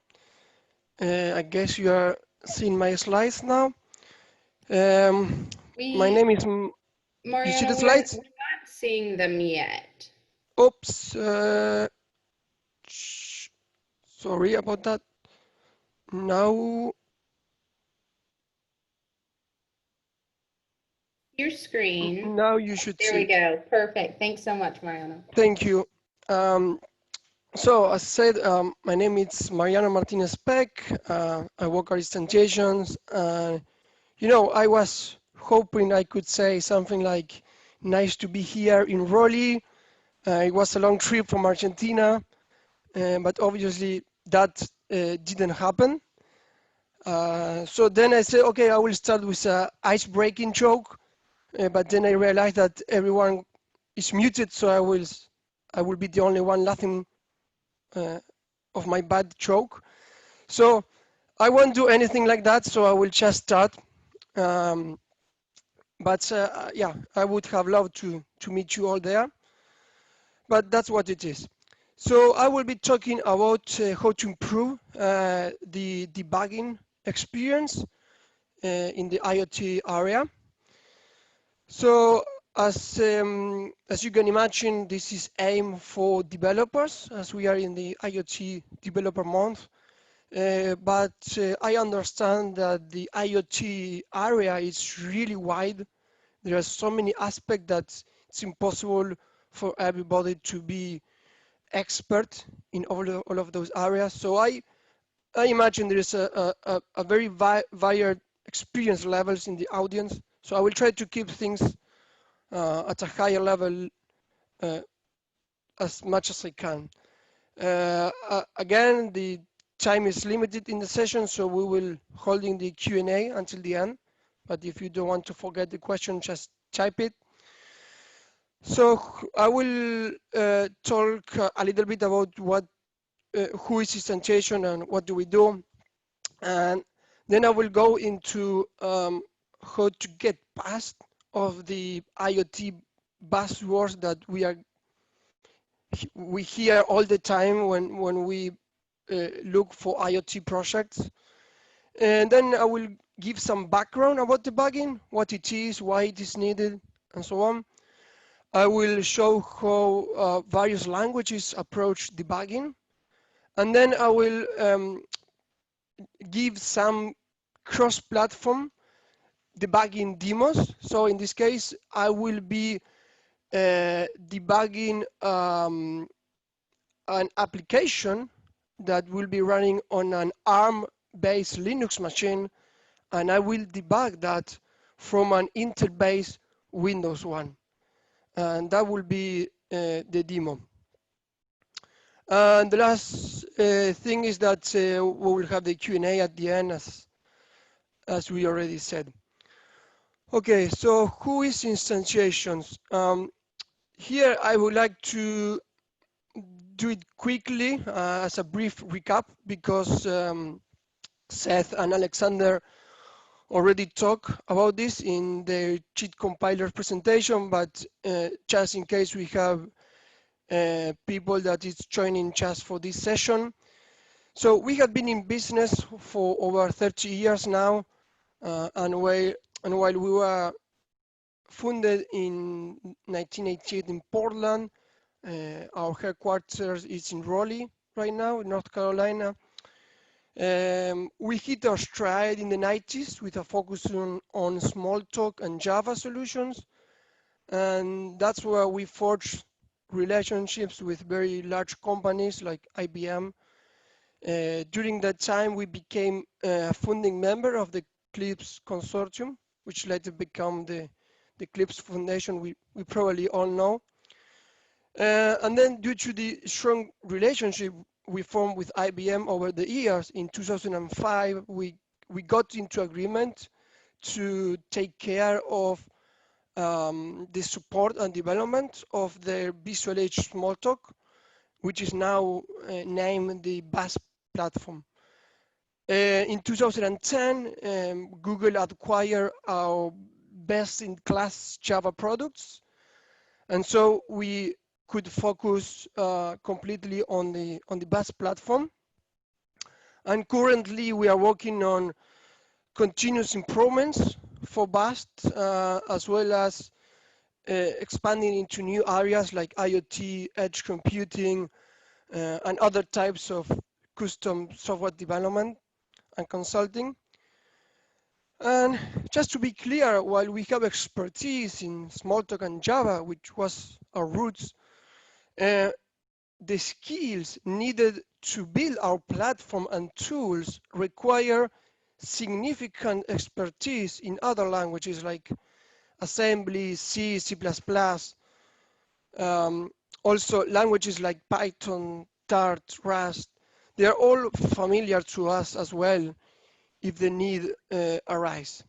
So let's go to the BAS platform. Let's talk about it. I would just, even if we are going to talk about other languages today, I wanted to give you a quick recap for when the word BAST comes up. So BAST, it's an advanced software development platform with the first release originated in 1993, as I said, as a Visual Age for Smalltalk from IBM. And since then, we had at least one yearly release of our 2 million line code base. It runs natively on Windows and Linux with Intel-based architectures. And as Seth said, we are rolling an official release for ARM32 and ARM64 Linux, which is coming in the next month. And that is really nicely suited for edge devices and cloud-based servers like AWS or things like that. BAS is high-level scalable and really productive. This is mostly because of our improvements on the platform all over the years, but also because BAS is based on Smalltalk under the hood. For those that even heard about Smalltalk, it was one of the first object-oriented languages. It has pioneered many of the concepts that you see today in modern software development, like the concept of the IDE, the Integrated Development Environment, the MVC, the Model View Controller, refactoring tools, the graphical user interfaces, and so forth. There are many things that were invented together with Smalltalk. But that aside, it's still being used by Fortune 100 and 500 companies, numerous small and medium-sized businesses, as well as independent developers. It is used in different domains, finance, insurance, healthcare, simulations, and agriculture, automation, and just to name a few. We have a big variety of customers and domains. So just to relate things back to our session today, the BAS platform has a unique way of approaching debugging, which is not only suitable for traditional software development, but also for IoT. So let's see, for starters, let's take a look at the big IoT picture. So when most people hear about IoT, they hear all of those buzzwords relating to new capabilities, new frameworks, new technologies, new domains, new market verticals, and that's basically everything you hear. And if you just Google IoT, you will see this kind of thing with all the words. Here is just a small amount of them, and I don't want to say that these words are not important. In fact, most of the cases they are, but I think that when we are creating software, some different buzzwords also came to my mind. For example, error handling, fault tolerance, debugging, and many more. And as developers, we know these things are important too, even if they are not talked about as much in the mainstream. So let's switch our focus to the software side and specifically on debugging, which is why we are here in this session. So let's start with some background of debugging and some things to consider. First, I'm sure most of you have debugged something before, but for those that haven't, it's generally the process of finding and fixing software bugs from your code. That said, let's start with a fact that I think we can all agree on, and is that bugs are inevitable. Even the best developers could introduce bugs. They are humans after all. So in some cases, the time devoted to testing may be reduced to allow more important features. Maybe this is dictated by project managers or whatever. Some bugs may be forced into production even when identified, just to meet deadlines. You know, we are always running. We sell projects for yesterday, and that's it's a bad situation.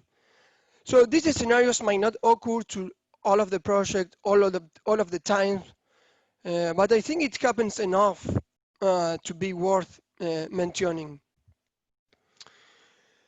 And then when we bring IoT into the mix, then things get even harder to debug, because now we have multiple platforms. We could have multiple operation systems. So if you're doing IoT and you're at the microcontroller level, maybe you are not even running on an operation system. But if you're on a higher level IoT or edge computing, you are running probably on top on an operation system, and there could be a lot of them. So it's something to take care and brings complexities to debug. Same for hardware. You could have multiple type of hardware. You could have small devices that do not even have the power enough to debug an error or to report an error. You could have deploy your system or your software into thousands of devices. So it's not like you have a web server, I deploy it in a server, and then you just fix the server. No, you could have deployed this on thousands of devices that you need to fix if there is a bug. And then you can have connectivity issues that we know that is very common on IoT, and many more issues that I might not even be aware. You probably know better than me. Okay, then when you factor in cost and the fact that more bugs are getting pushed into production, you put yourself in a difficult and costly situation. And today, almost everything uses software, and software could have bugs and manifest them. So it's not costly just from a monetary standpoint, but it's also because of time, human safety, and many more examples that I don't want to say because I will concern people. So improving the process that perpetuates or increase the chances of having bugs, it's important, as well as, for example, allowing more time for testing. But that's a separate topic. It's more about project management, software methodology. So I don't want to get into there. But regardless of our process, we will still need to handle this. So how can the analysis and fixing of bugs be improved during both initial coding and in production? And we believe that a robust and efficient tools for debugging are essential. And BAST is a solution to consider on this front. But before we talk more about the BAST platform, I would like to review how other languages approach debugging and the common tools they use these days.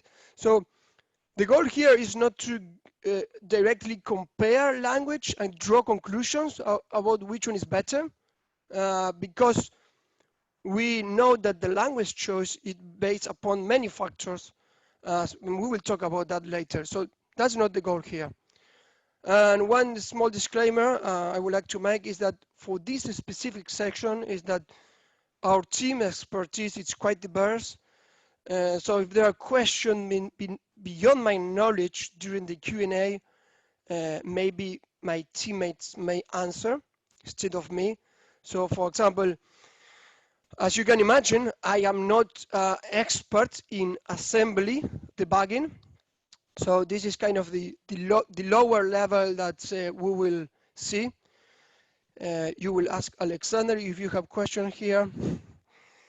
So basically, when you are debugging assembly, you have each CPU instruction gets a mnemonic name, And since you are debugging at the abstraction level, it's very easy to lose track of the overall application because you are really low. So it's really difficult to debug from that point of view. Then it's even more complicated because the different CPU architectures like Intel, ARM, RISC-V, etc., they use different mnemonics for the instructions. So you need to know all of them. So debugging is a really manual process because you need to go stepping from one instruction to the other. It's a real manual process. It's not like you can debug an expression or statement. You can inspect and modify CPU registers and memory allocations, so that's good. And the typical tool we use here is GDB.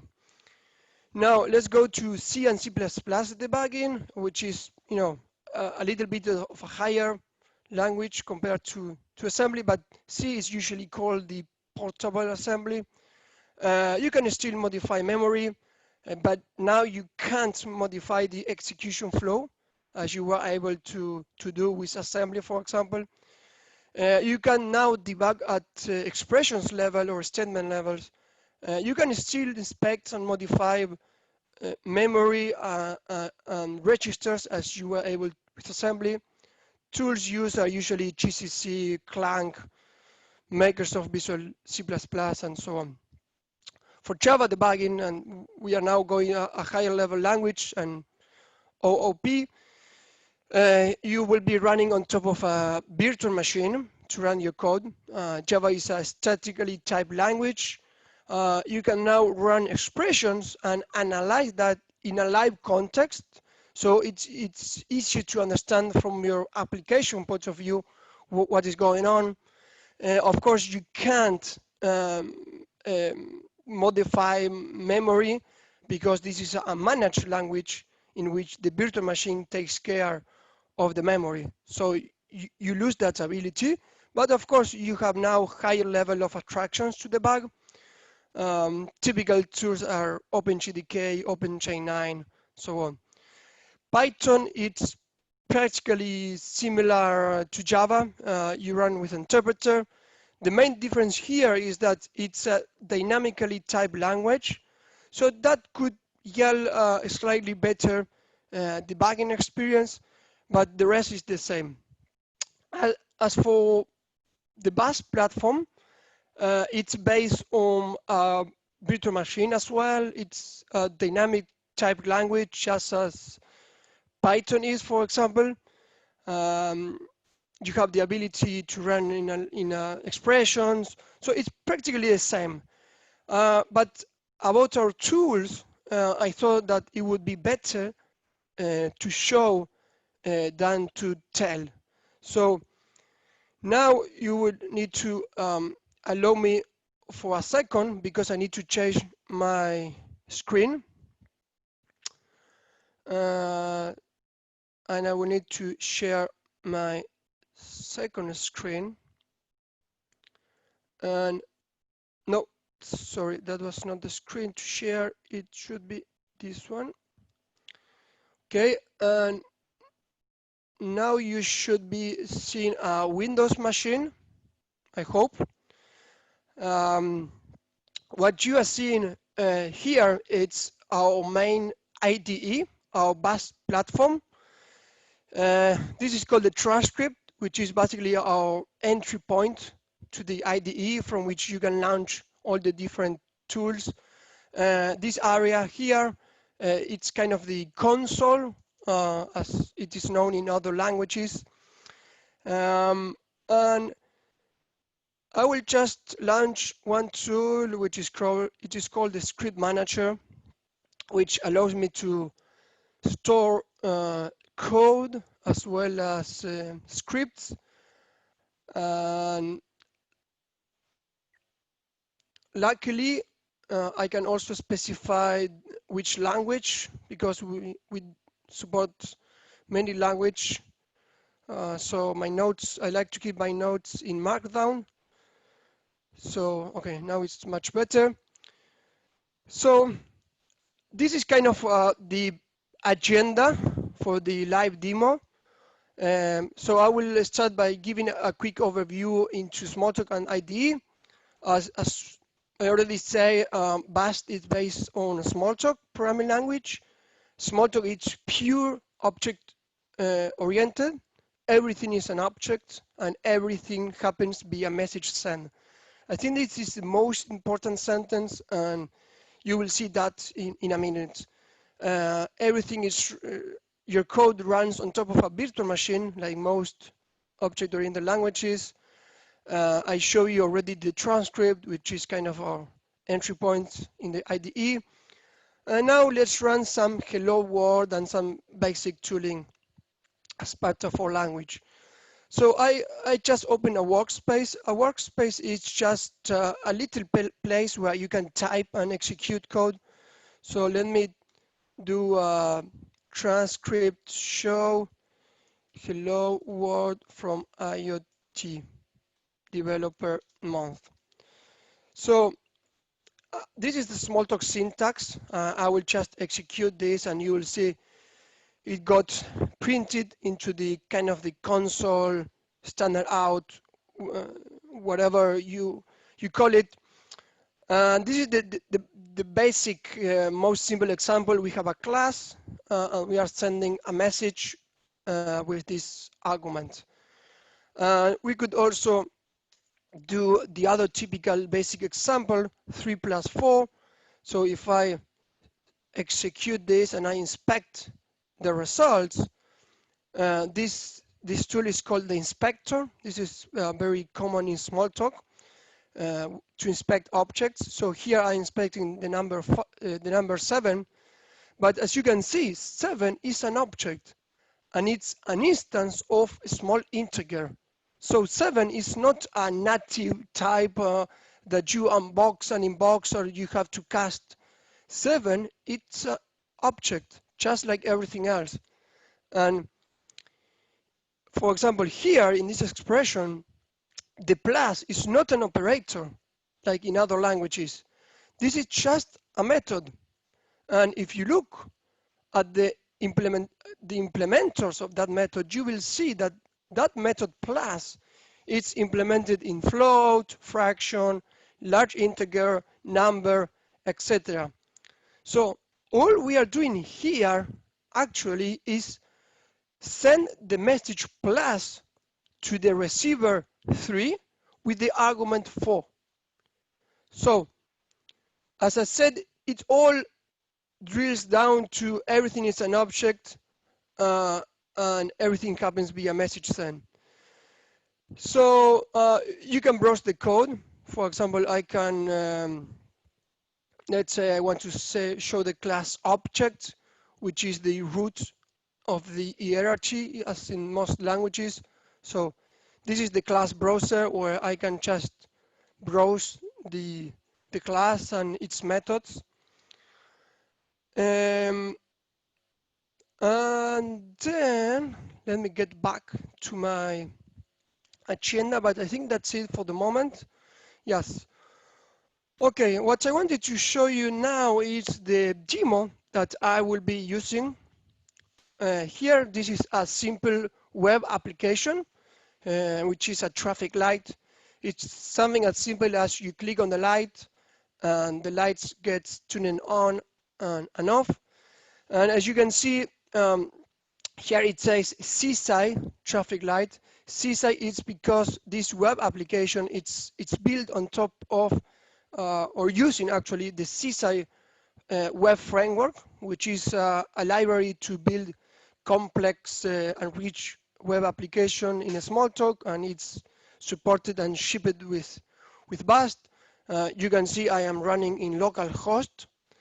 And if we came back to BAST, we can see here that we even have a built-in web server. So here you can see I have a local web server which is listening on that port 7777, and it's the guy that it's listening for the request that we are doing here. Now, the purpose of this demo was to show how to debug and handle errors. So this demo, if you click on the green light, you will get an error.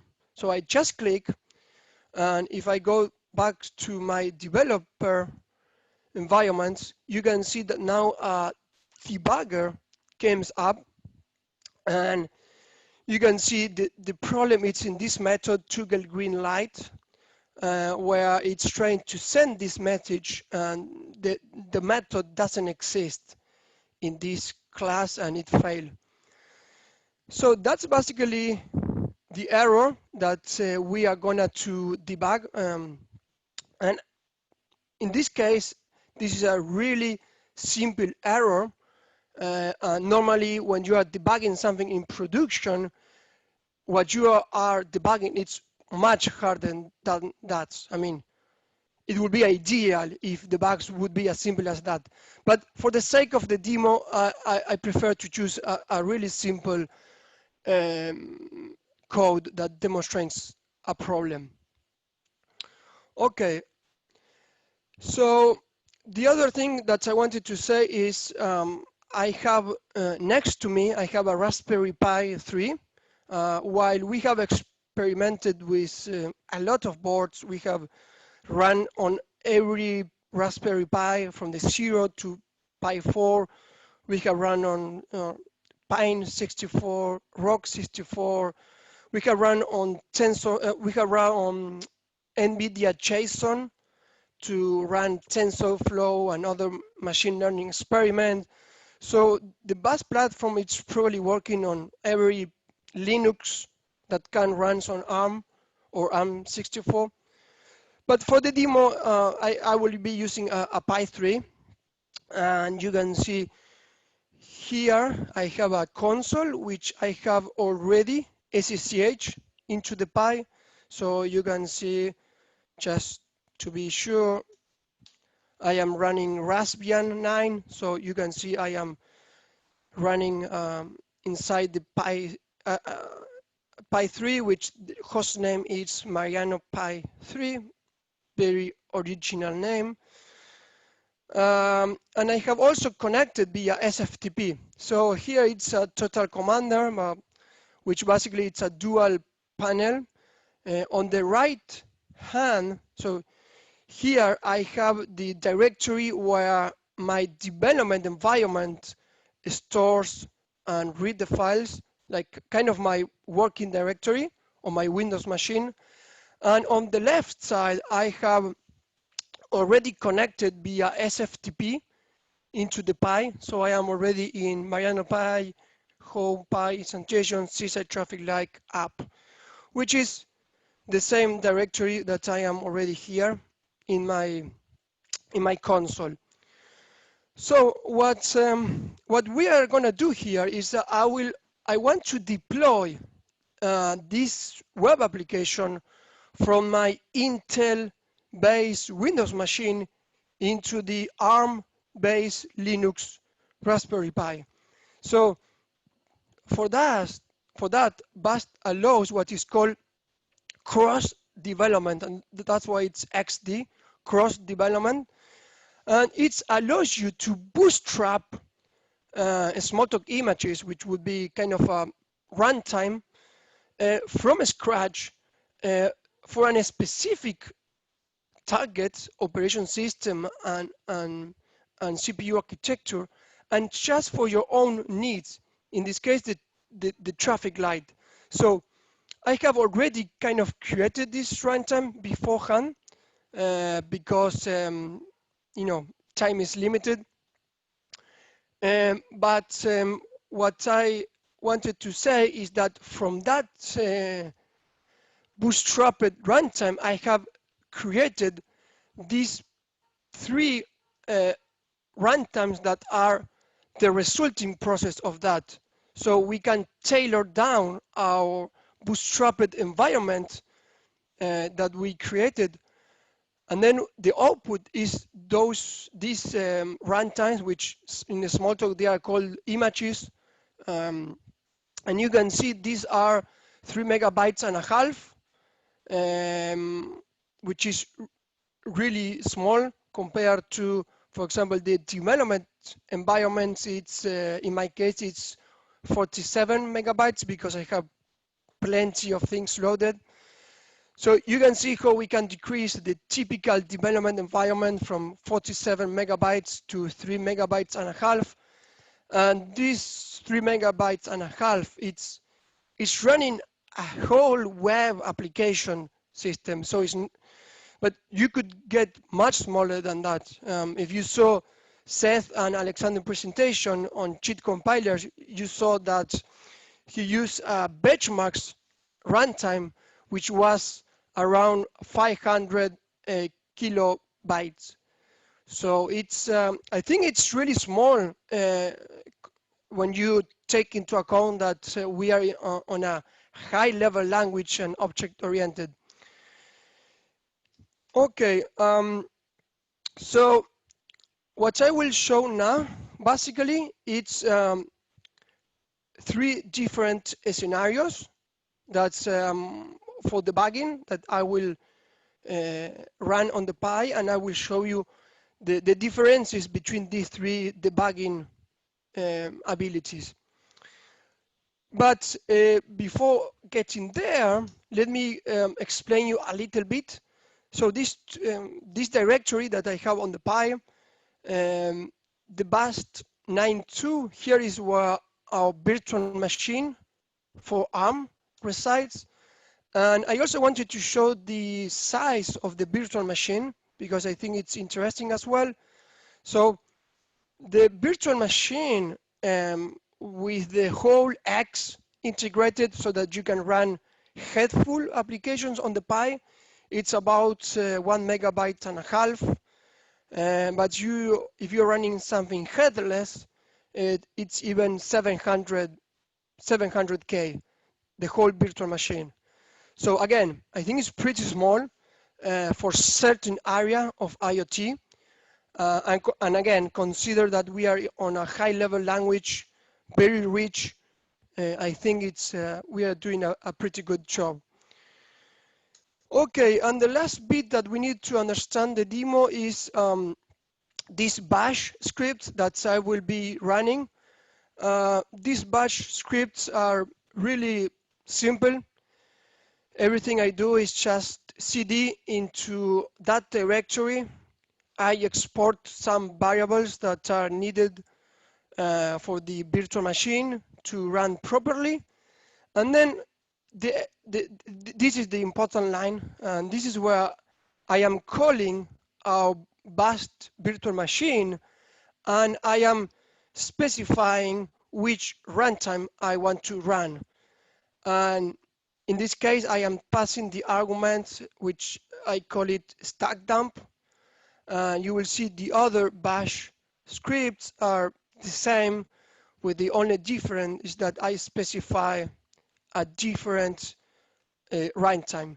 So we have 3 of them for the 3 scenarios that I will discuss. So hopefully this is clear, and I will start with the first scenario. I won't run it because time is limited, but I will just show the results. The first scenario is what is called I call it the stack trace. It's basically if you hit, let's say you click the green arrow, the green light, you get the exception.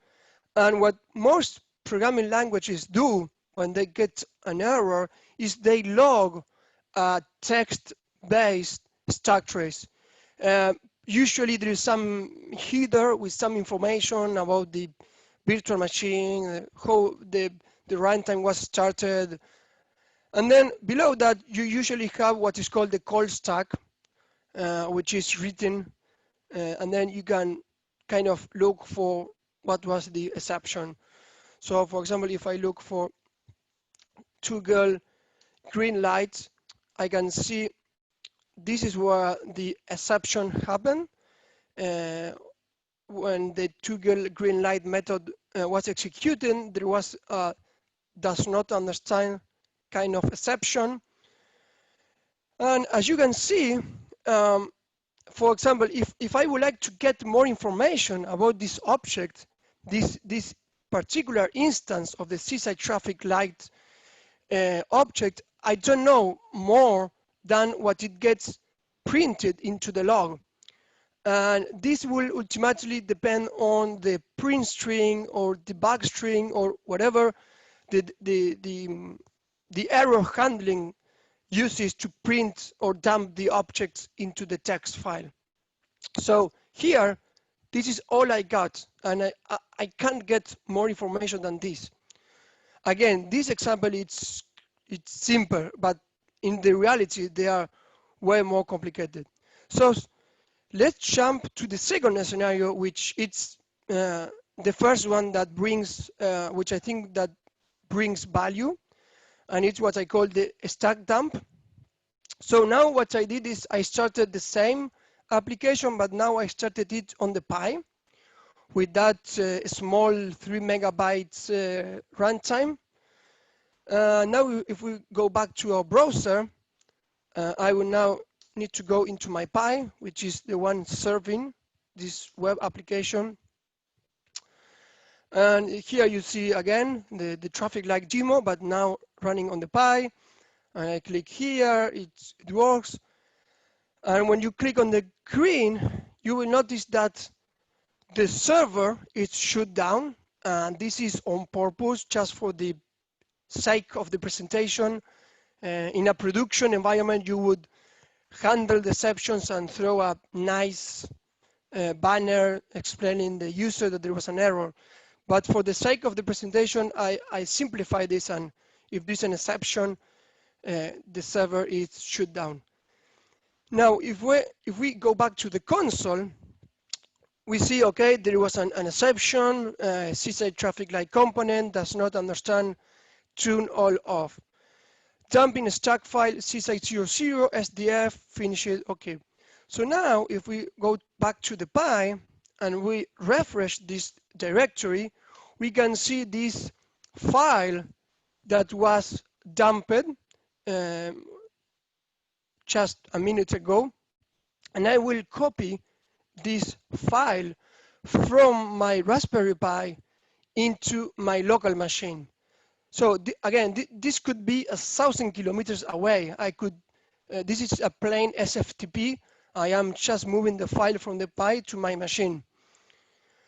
And what I can do here is I can now go into the runtime that I prepare for this scenario, and I could say open debugger, and of course the debugger would be empty at this point because there was no error yet.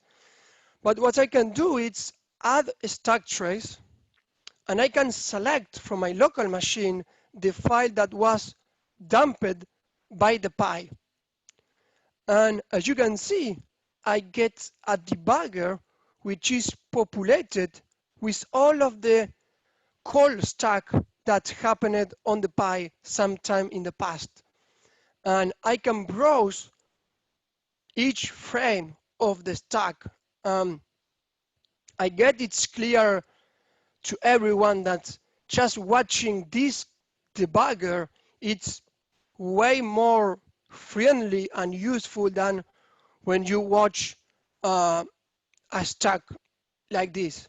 So I think that's an easy point to realize.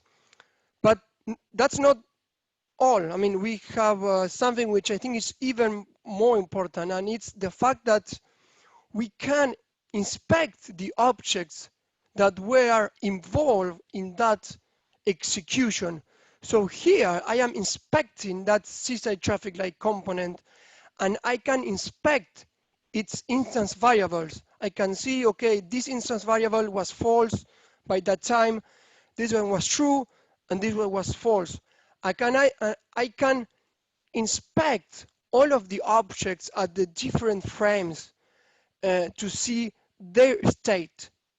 So now I don't depend anymore of what was printed into the text file. Like, I don't care what it got printed here, because I have access to the object just here. I can inspect the object and get all the information I want. So this was what I call the stack dump, and that was the second scenario that I wanted to show. Now I will show the third one, which I will now start the remote debugger, as I call it. Okay, now I will go back to my browser, refresh this. And now, okay, we see the same traffic light working. And now let's see what happens when I click on the gray, or the green button, sorry. And I need to click yes here. And what happens is that I got a debugger on my development machine. This is my Windows. I am lively at this point in time. I am debugging what is happening on the Pi. And if you see, the server is not shut down, it's still waiting. So it's waiting for the HTTP response. And I have the debugger here next to me in my development environment. And I can do a lot of stuff. So for example, let's say I want to browse the class of this object. So I can just browse the class and I get a regular class browser, just as we would do in the development scenario, where I can browse the class, I can browse all of the methods, and I can see what's the source of everything. But that's not all. We can even change the code. So for example, let's say we want to change the red light. So let's say, or the green. Let's change the green. Let's say that instead of being green, I want it to also be red, so that the first and the third lights should be red. Okay, I just save the method. That's the only thing I have to do, just save. That's all I needed to do. And we will see later if the change has any effect. Now, apart from being able to browse the code and to change the code from the class browser, I can also change the code on the fly from within the debugger. So for example, here, let's say that I realize that this was a typo, and this should have been, let's say, this, set tune all off. So what I can do here is I can save the method, and what happened here is that the new source was compiled, a new compiled method was generated, the frame was restarted. So if you can see, only this frame of the call stack was restarted. So I am back at the beginning of the frame. And now I can continue debugging. So for example, I can do over, and then I can get into, and I can continue debugging with the change that I have just did. And even more, and this is probably the last thing I will show, you can inspect the objects. And in this case, I am inspecting an object that is living on the Pi. And I can see the state, obviously. This is the live state of the object. I can even send messages to that object. So for example, self, it's what would be this. For other languages, it represents this object. So I can send, for example, the message print a string,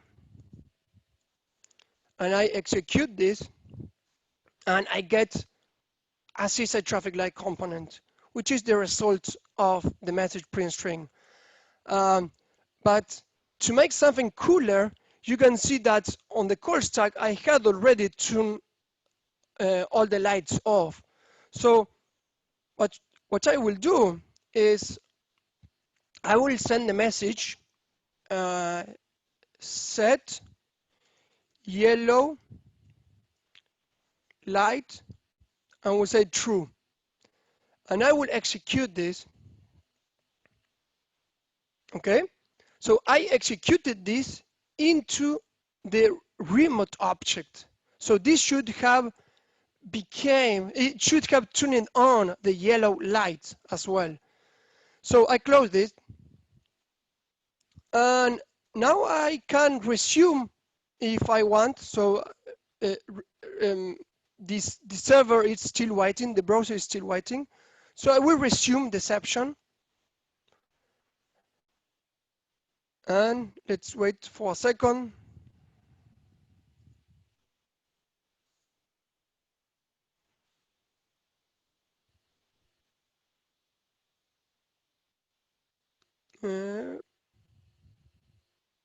Maybe time it out. Maybe it took too long.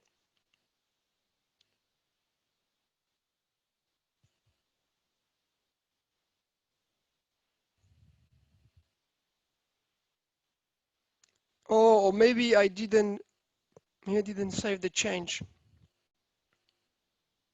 Oh yeah, I forgot to make the change. Okay, so you can see how the change was affected.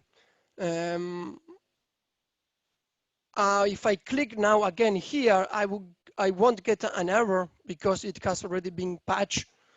But you could see how you can debug code on the fly and make changes, and this makes everything more productive.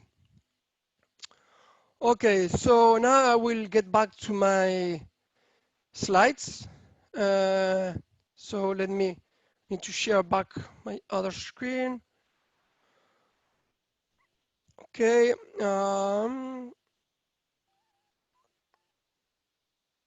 Okay. So I guess you now you saw the demo, and I think it all comes down to efficiency. BAST is very efficient, basically because it allows you to apply changes on the fly without recompiling all of the code. It allows you to investigate production errors with a very rich post-mortem analysis, as we saw with the stack dump. It allows you remote debug and hot patching even deploy systems. And in general, it shortens the feedback loop during development. You are in the debugger and you change something and you just continue. It's really short feedback loop. When we talk about efficiency, we like to think about this as time, cost, customer relationship, software quality. So efficiency at the end of the day has a big impact. So just to wrap up before the Q&A, I think you will have a great development and debugging experience if you choose the BAS platform for your project. But again, we understand that many factors go into choosing your development language and tooling, like available libraries, performance and hardware needs, deadlines, the team expertise on the technologies, just to name a few. Although, regardless of the different technologies our customers have been used over the years, we have been there to help them solve the problems, and that's basically what we do. Okay, so that was it. Yeah, I would be happy to answer questions if someone has. Thank you so much, Mariano. Great presentation. Very interactive. I see that some of these questions were answered inline, but Mariano, curious to know what blogs, people, resources do you use, make use of to stay up to date on best practices around debugging strategies? Let me put back my... And I was going to jump in on this too, because we Okay. talked about in the background a little bit, so I'll give Mariano a break. So yeah, I thought this is a really great question because we sort of have this, I mean, this is something I practice. I think a lot of other folks on the team practice it where, you know, and this is independent of just debugging. I mean, one of the first things that we like to do when we try out new technologies are, you know, for example, when I go look at a new language, one of the first things I do is I go check out the source code for the software development kit, learn a little bit how the underlining either, you know, if it's compiled language, how that works, if it's a virtual machine, you know, how that's working. I check out their issues, see the things. The nice thing, I think, especially to answer the question specifically from the debugging context and giving our experience on the team, I think what's really cool is, you know, with Smalltalk, I mean, kind of as you just saw, I mean, that's really the target for a lot of languages. I mean, I've been trying out lately things like Flutter and looking at some of the hot reload that you can do and trying to get a sense of, you know, how fluid this experience becomes. I think the target at the end is something what like Smalltalk can do. And I think it's nice to have, you know, folks like who are on the team who can try and look at things from that perspective to try to get the other things to that. Because if you don't understand the Smalltalk, you know, kind of the live programming environment way of doing it, you might just be stuck forever in sort of that, you know, doing, you know, slight incremental improvements to sort of the same paradigm of how you've solved it yesterday. And so that's kind of what we do and kind of specialize in. I'll let, I mean, Mariano has his own processes, so I'll let him jump in next. Oh yes, I guess it's similar to you. One of the things that we have been trying to do hard in all the recent years is that we try to keep up to date with the latest technologies and architecture. So, for example, if you see even our own blogs, we talk about things like Docker, and we provide example with Docker. We talk about, for example, continuous integration. So I mean, we try to pay attention to what is going on with the rest of the languages because I think we have unique features, but other languages do cool stuff as well.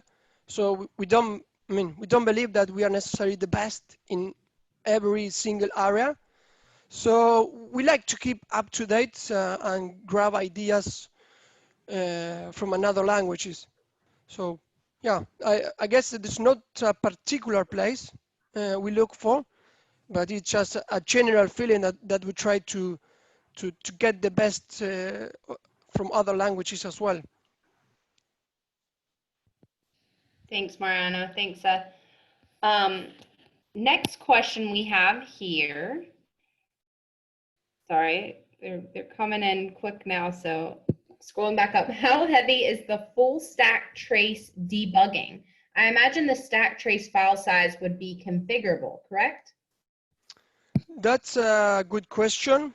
I don't recall if it's configurable or not out of the box, but I remember doing that myself, in which you kind of define a threshold because depending on your object graph, you could be actually dumping the whole image, just to say something extreme.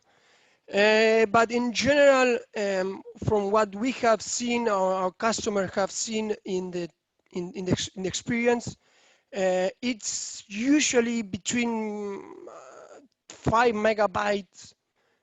In that example, it was about 4 or 5 megabytes. I have seen maybe some about 10 megabytes. But yeah, you should ideally have some threshold. Of course, we have a special handling for some objects. For example, if you have a reference to the object Smalltalk, which is the root of the dictionary, it will end up serializing everything. So we have a kind of specializations to avoid serializing the whole image. But having a threshold, if it's not there right now, I think it's a good idea. Something I'm not sure if I comment, but we also have this kind of grouping techniques. So for example, the remote debugging, if somehow the connection fails, it can fall back to stack dumping. And if stack dumping fails for some reason, it can fall back to the typical log or string-based stack trace.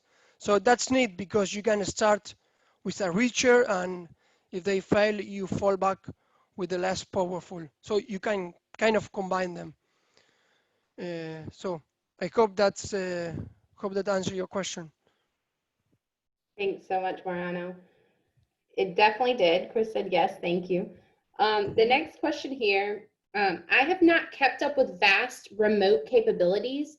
Are they included in Instantiation standard document somewhere? And if so, where? And if not, when?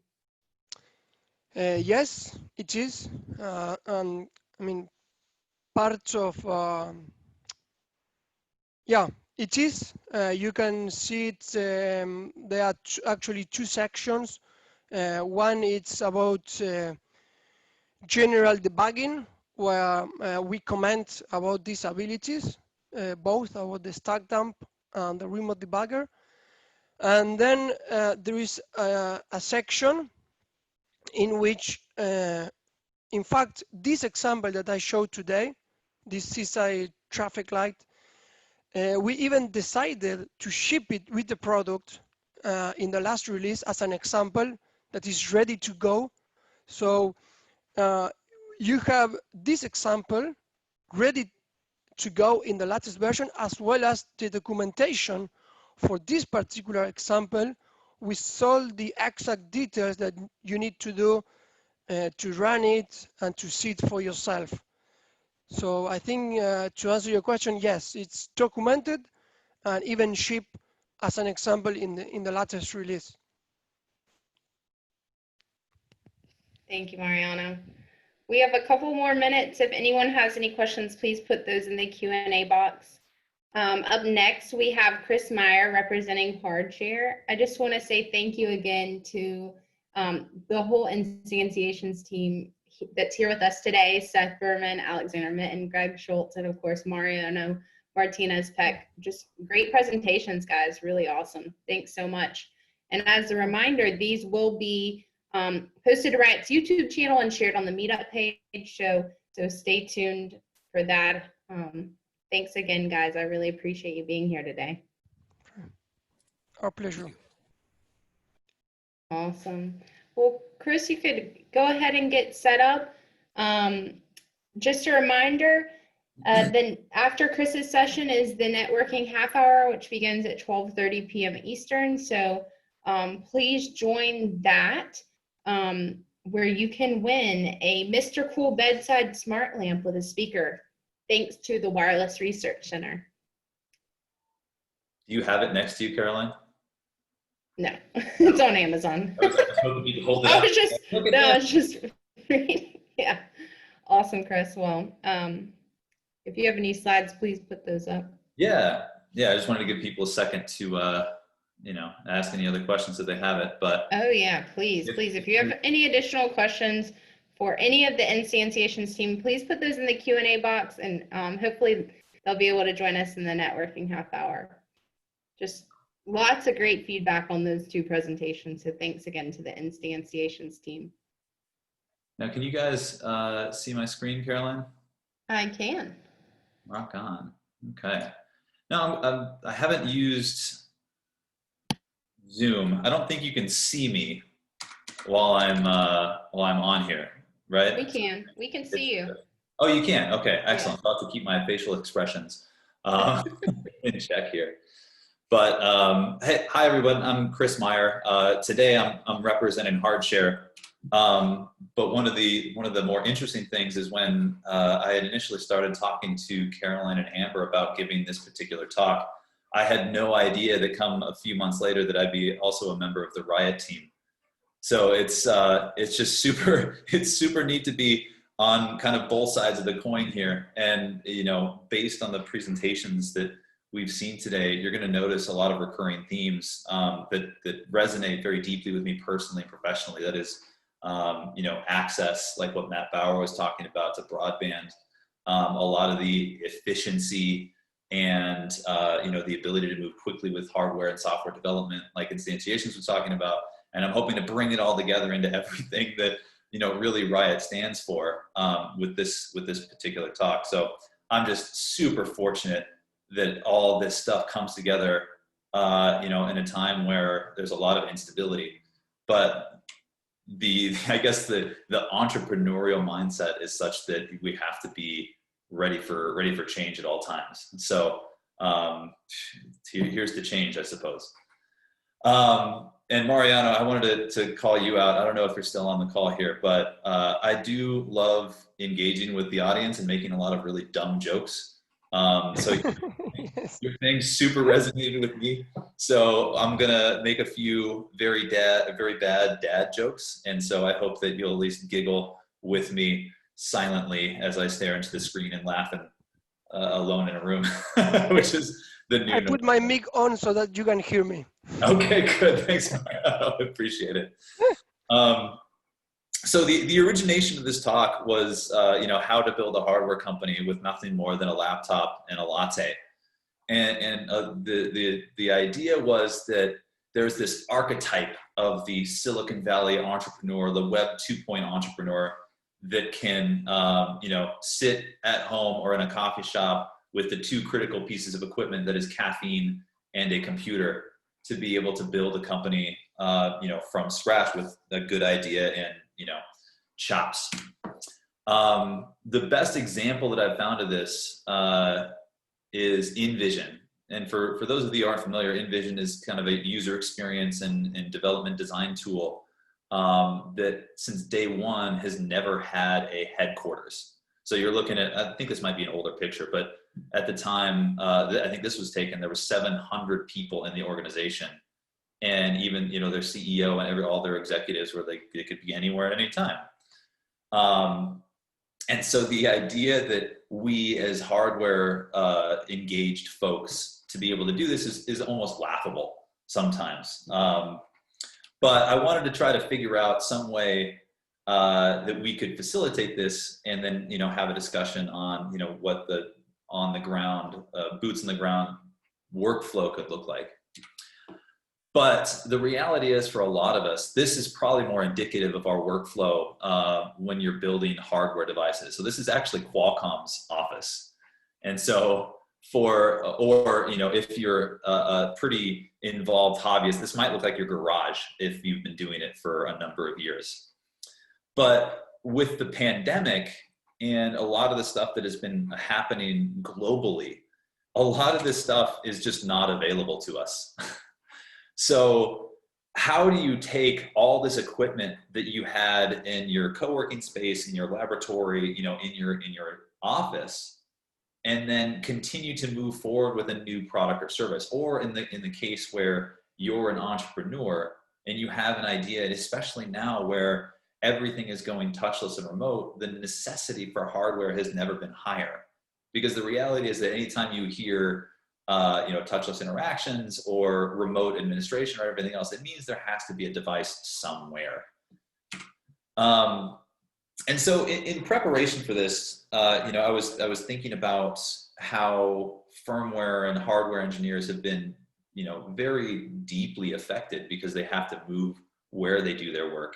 But also from a business perspective is the shift from shared resources. So this is from the Wall Street Journal here. The office of the future is no office at all. Everyone is working remotely. And, for software folks, like, all right, that's pretty easy. And a lot of us have been limping along in some capacity. But the language that has been going is that we're not going to go back to normal anytime soon. That the modern office and a lot of this stuff is going to have to shift in some way. So this is all kind of a long way of saying the origination of HardShare is trying to think creatively on how to enable access to physical devices, to embedded systems, to microcontrollers, to sensors and those as we're getting used to some new working constraints. And so a little bit about my background is I was on the founding team of a company called Misty Robotics. It was a spin out of Sphero. So if anybody's familiar with, the little 3-inch BB-8 that were super popular a few years ago, that you could remote control with your phone, like that was the same organization. But what you're looking at here is one of our early prototypes.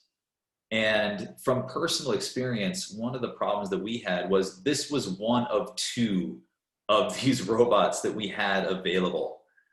And had we been in this stage of development during the pandemic, we basically probably would have had one person in the office that was able to work on it and to do everything through a Zoom call, which I don't know if you've ever tried to deploy firmware over Zoom. It is not a fun experience, especially when you don't have the slick tools like VAST or everything else to remotely connect and look at that stuff. But that's what HardShare is intended to open up, is the ability to develop and test embedded hardware from anywhere. And really to do that, we have this concept of hosts and users. And I'll show you what this looks like a lot more concretely here in a moment.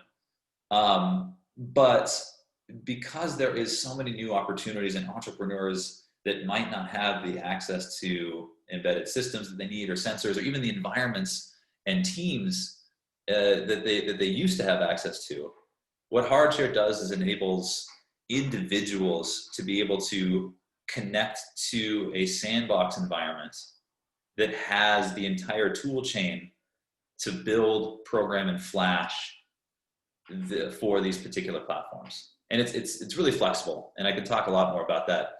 But the other side of the coin is for distributed teams. In the case where we have one of these devices, connecting this robot up to HardShare would have enabled my team to be able to test their code remotely without having to worry about compiling it locally and then sending a build, or asking one of their colleagues who might be on site to connect up everything. So just to make it a little bit more clear, from an access perspective, especially during a pandemic, and then anything involving radios, people are generally constrained by network coverage. So if you're developing a LoRaWAN application or an NB-IoT, you have to have service and you have to have the device. And so what we're trying to do with HardShare is make large numbers of development boards available online. And again, we're going to go right into this here in a moment. So you'll see what I'm talking about. But let's get back to the entrepreneur. And I think, Leroy, are you on the call? I saw your name on there. If you want to unmute for just a second and say hi, otherwise I'm going to pretend like you're not here and keep going. Okay, looks like Leroy is listening. But one of the stories that I wanted to talk about was, in the event that you have some project or service in mind, but you want to be able to do it from nothing more than, what we were talking, caffeine in a computer. HardShare has opened up the ability to go from, going here with everything else, but to be able to build and test the entire thing from your living room. And Leroy is one of my favorite examples, because he was working on a project where he wanted to remotely monitor his RV, which is in storage. And so one of the protocols that he wanted to use was LoRaWAN. Now, for those of you that are maybe not familiar, it's a long-range, low-bandwidth protocol that enables IoT devices and sensors in particular to be able to communicate over long distances and be very power efficient. In Leroy's case, he didn't have access to a hotspot. And so for him to be able to try to build out an application, he basically was forced to get the hardware, develop essentially blind, and then drive out to the nearest location where he could get service, or to be able to traverse, in this case, the helium network, and test it. So he was doing a lot of development in the car. And for a lot of us, that might be trying to build new systems and services, that coverage component plays into also the development boards. I can't tell you the number of times where I've had to wait upwards of like 6 to 12 weeks for certain components to get in stock and then arrive, finally at my office or my home. So hard share, and for the entrepreneur, is the idea that you can test your code, build the entire application from the sensor to the way that you backhaul your data in the browser. So because this is in the vacuum, I'm hearing everybody, or at least in my head, it's like, shut up and demo already. You got it, slide. Let me show you what I'm actually talking about. So this is the foundation of hard share and what it facilitates for entrepreneurs. So what you're looking at is, I just went to, this is a sandbox URL. So for anybody that's hosting devices, you can have a number of, encrypted, reasonably secure URLs that you can distribute to your team, or if you're a component maker, distribute to your end users. And in this case, this is a LilyGo, TTGo, LoRaWAN board. And so this is a live feed of this board. So what I can do, and it's pre-populated with some basic code, and in this case, it's just a send and receive LoRa packet, just base code. But I wanted to walk through this real quick, because one of the things that, especially for people just getting started in new technology, and as Mariano showed, like, these sample pieces really make it fast for people to get up and running with things that they want to experiment with. So I'm going to go over here, and I know that this line corresponds to this little display print, which uses this OLED screen. So let me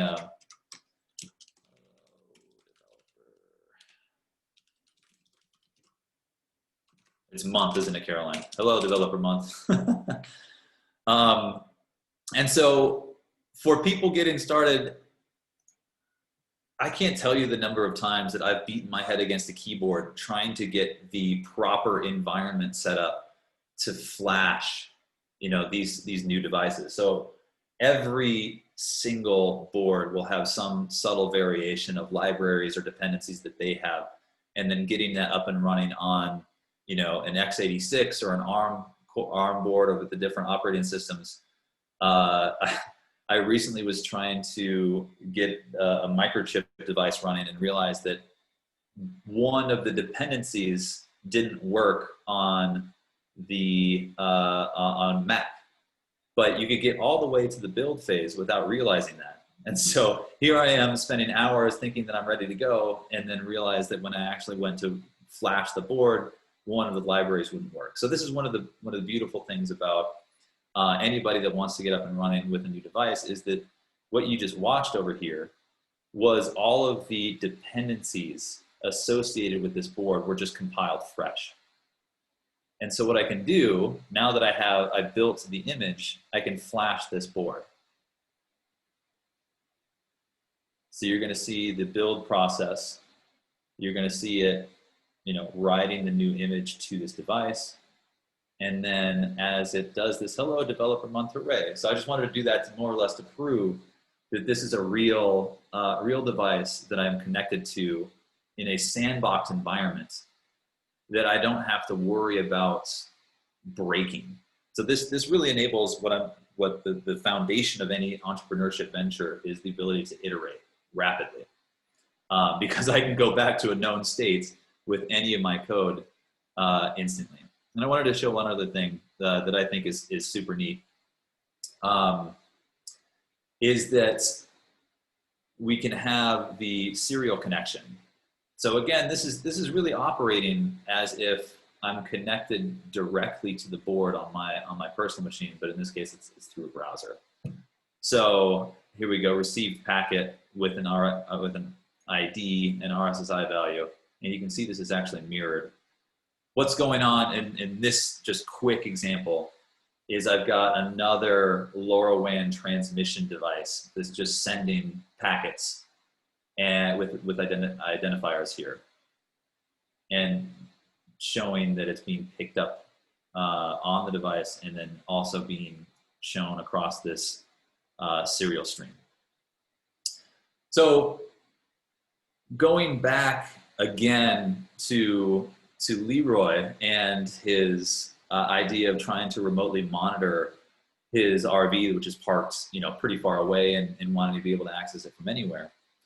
In his case, what he wanted to be able to do is traverse across the LoRaWAN network that Helium facilitates. So for him to be able to do this, he would have to go in, he would create a new device. And in this case, I created one called Developer Day.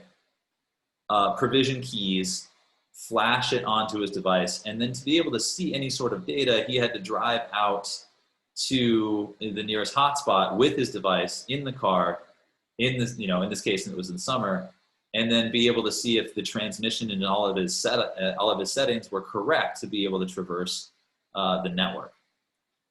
But in this case, all we really need to do is I've got some sample code, which is making use of just sending a basic signal, right? And in this case, it's literally just sending signal sent.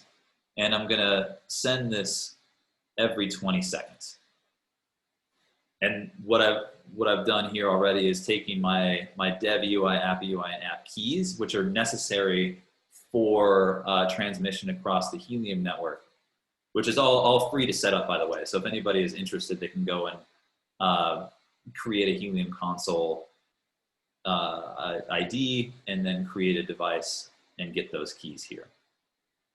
But for brevity, and because I want to leave plenty of time for questions and you know, discussion here, I'm just going to take this code that I have with the keys provisioned, and I'm going to load it into this editor. And I'm going to do the same process. And this is the same process that I would do locally, is that I would build here in my Visual Studio Code. And then you'll see the same process. So it's taking the necessary libraries, compiling it down to an image. And here we go, success. It took 3 seconds. And now I can flash, and you'll see the same thing. You'll see the device reflect the fact that it's entered a different mode. And this one doesn't make use of the screen, but it does use the little LEDs to let me know that a transmission is happening, and the red is for status.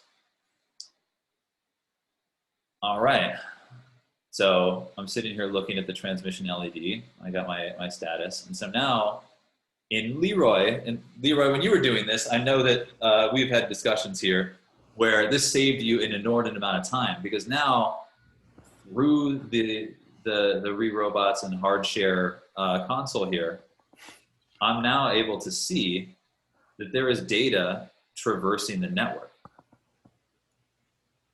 And so what's pretty cool in this scenario is what I've done is I've taken my firmware, I've loaded it into a browser, and then remotely flashed this device, which is, for context, I'm in Boulder, Colorado. This device is actually in Hartford, Connecticut.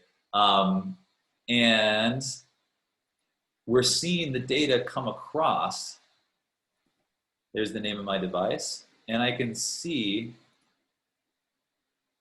the payload. So this is the encoding of signal sent.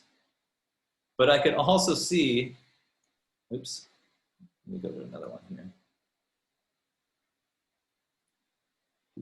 here. The way the LoRaWAN network or the Helium network works is this is the hotspot that is traversing. This is the hotspot that's based in Hartford, Connecticut. So I've started with nothing. I've been able to build and flash some idea that I've had. And now what I can continue to do is build the entire infrastructure for my service by going through and configuring the method by which that I'm going to backhaul data. So if I close this, so now I've confirmed that, oh, okay, cool, I'm getting data every 20 seconds. This is expected.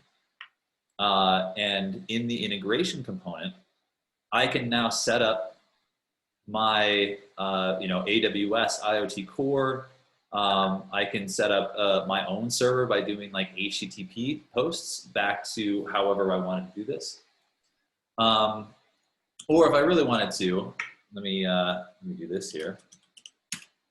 I can go into my bash shell, and if I'm saving any sort of file, I can just go and look at it and pull it here.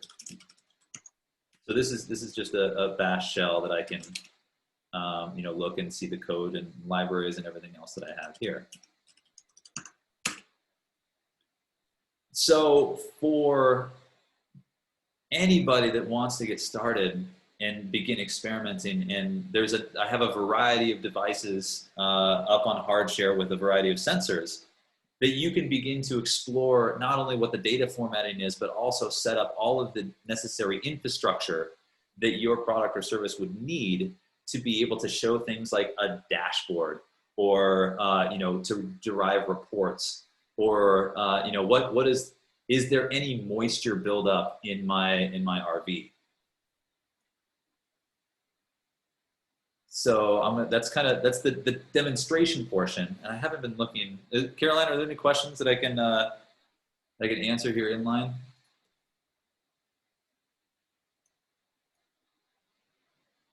Okay, I'll keep going. I'm assuming that Chris, there's one question so far. Okay. If you need to have multiple devices communicating with each other, do you have to open a browser tab for each one? Yeah, and that's the way this is intended to work. So the idea is that even in the event that I wanted to, actually I could do this right now. If I wanted to change the transmit code, I would open another device. So I'm connected to this device with an ID of 1. If I go to that same URL, what it will do is it will try to instantiate from the bay of available devices a new instance or a new sandbox. So in this case, I'm connected to device 3, and here I'm connected to device 1. So in the event that what you're talking about, if you wanted to do send receive testing, then you would change this code to be from the default to be a send component, at least with LoRa and what we're looking at here. But this could be for anything. And one of the things that I'm really excited about is enabling people to experiment more with software-defined radio, or SDR, and trying to dynamically iterate on different types of different communication protocols. Like it opens up a whole world of development that has been restricted to physical control of these devices. So that's a great question. So yeah, I'll leave that one up and we can go to that. But one of the other things, so I have this slide here, just as the too long didn't read. You can instantly deploy a full application with nothing more than a browser. If you're a host, you can set up your sensors and the devices that you really care about and then make those available to your team. If you're a component maker and you're trying to get people the ability to become familiar with your platform, now you can teach workshops and enable those entrepreneurs to be able to move forward quickly with no lag. And one of the things I wanted to kind of end on here is this is what we call at Misty dead frog. So for anybody that's done robotics, one of the things that you always have to do is smoke test to make sure that one of your firmware builds or one of your subsystems isn't breaking something in another one of your subsystems. So every time that we had a release, we would come over here to Dead Frog and we would deploy our code and basically confirm that all these little motors, I don't know, you should be able to see my cursor. If you can't, somebody else. But we would make sure that all of our motors would move. We would make sure that our computer vision and cameras would come up. we would be able to test our capacitive touch components were actually receiving data. And then that would give us a reasonable confidence that we didn't, pretty severely break something. And so in the event that something was broken, if you're on your own and you're doing this, and especially in our current environment, you'd have to give somebody your device or bring them into your lab to be able to test this. And so the future of work and what I'm kind of envisioning for embedded systems is, no, you take your code and you go to a reference platform, and then you can disambiguate problems with your hardware, with problems with your software, with problems with maybe even just a physical connection with the device that you have. So that enables like the efficiency component of developing these solutions. So I just wanted to bring up kind of that component, which kind of touches on continuous integration and development, where this can be integrated into your existing workflow there. And then the last piece before I open for questions is I have 2 ST Micro discovery boards up on the platform, and this is over the course of 90 days, the number of unique sessions in the countries of origin. So one of the things that I'm most passionate about is opening up the learning and the access to embedded system development, and with the sole intention of growing the industry. And in this case, with 2 boards over 90 days, how many, if you were touring the country and giving workshops every time, if all you had was 2 devices, how many sessions would you be limited to? The reality is it'd be like, gosh, even the fraction of that 1 week. It might be like 30 or 40 like real sessions. But when you make something available globally, these numbers can kind of speak for themselves. Is that what Matt was talking about with broadband and having the ability to interact and learn and do all these other things for economic development, for industry development, if we have these available on from anywhere and be able to meaningfully program them, you're looking at a 10-fold, 100-fold increase in the number of people that can become familiar with sensors, with platforms, with even all the supporting tools that go along with it. So that's where I wanted to end on. I'm super passionate about trying to open up all the opportunities within IoT, embedded systems, and edge computing. But yeah, I just want to hear from you. Like, what are the biggest problems that other people might have? How can I, as a RIoT employee, help connect you with the right people, or I, as a HardShare founder, make these platforms available to more people to grow our industry in general, and start to look at what the future of our working environment looks like. So that's kind of the end of my presentation. You can, for HardShare questions, rerobots.net, or just I'm gonna stop the share here and go back to my camera, and then open it up for questions. Chris, what if your hardware is restricted technology? Can you set up a private network with HardShare technology?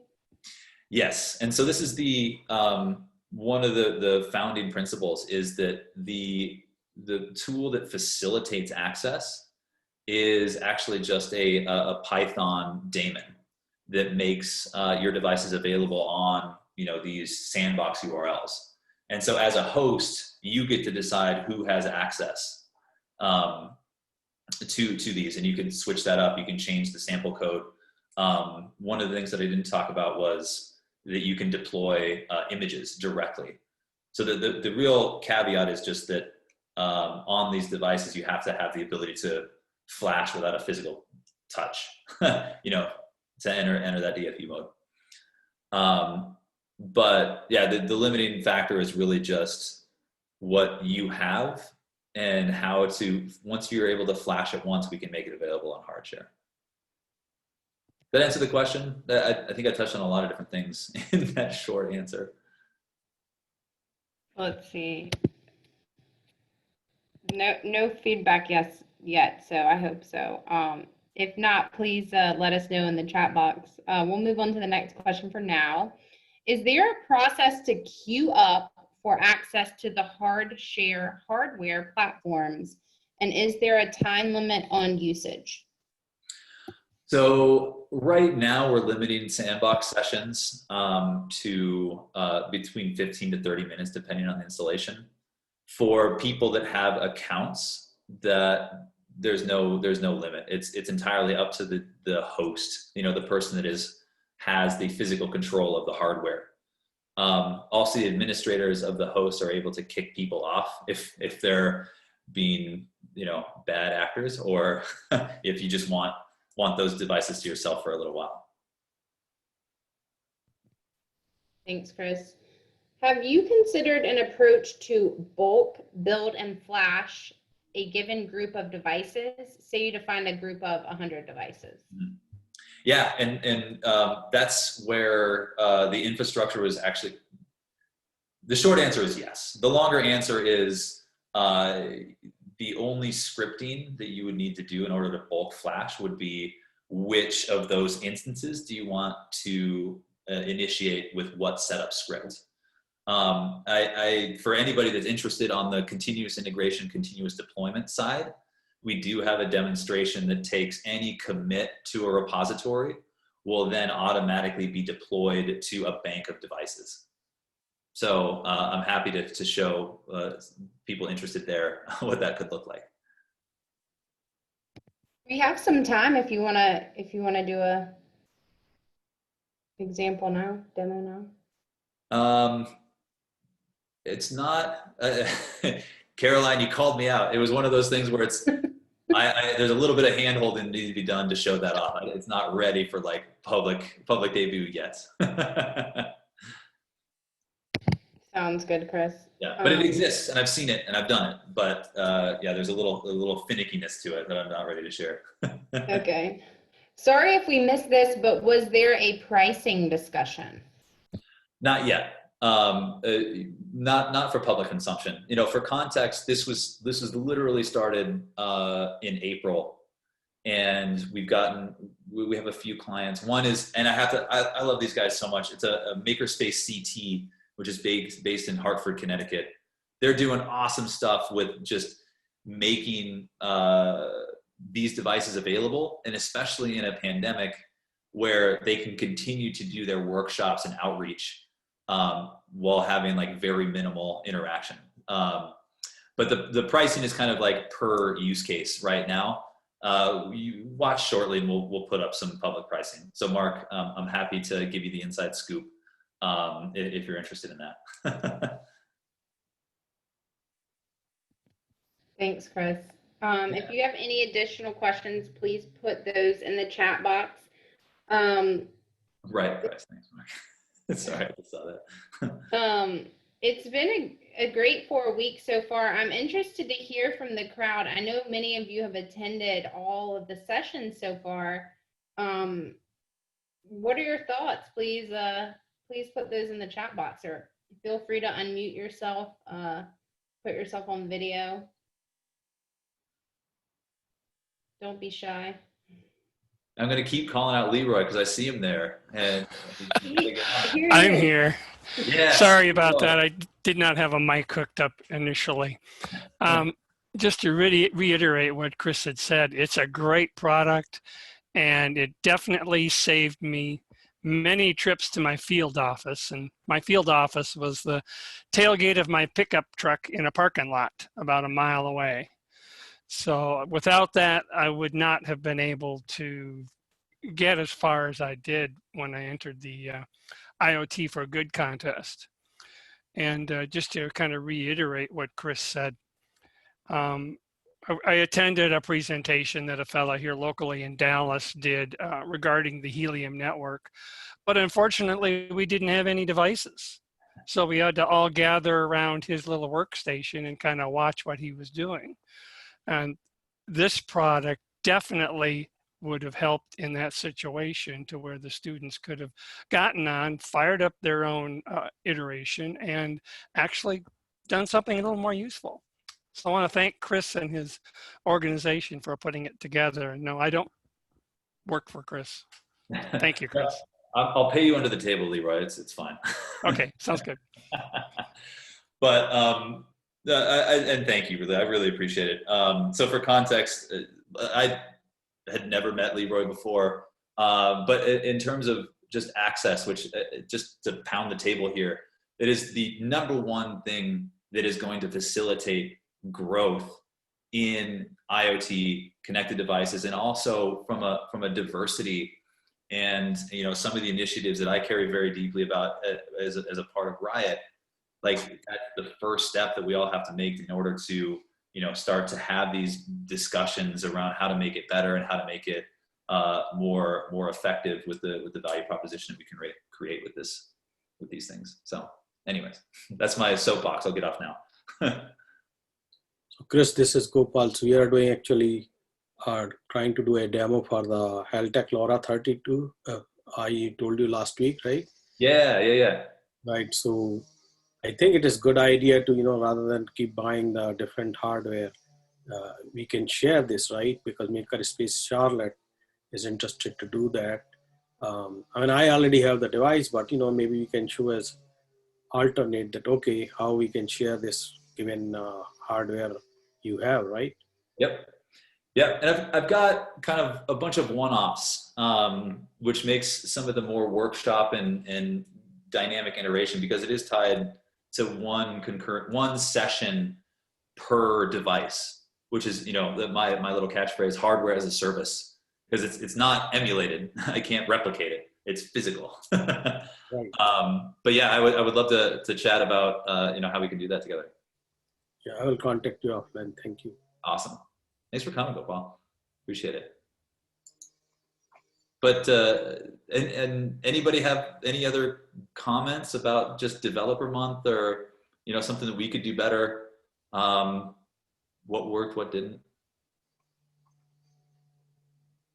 There we go. Put up a poll here, people, so we can get your honest opinions.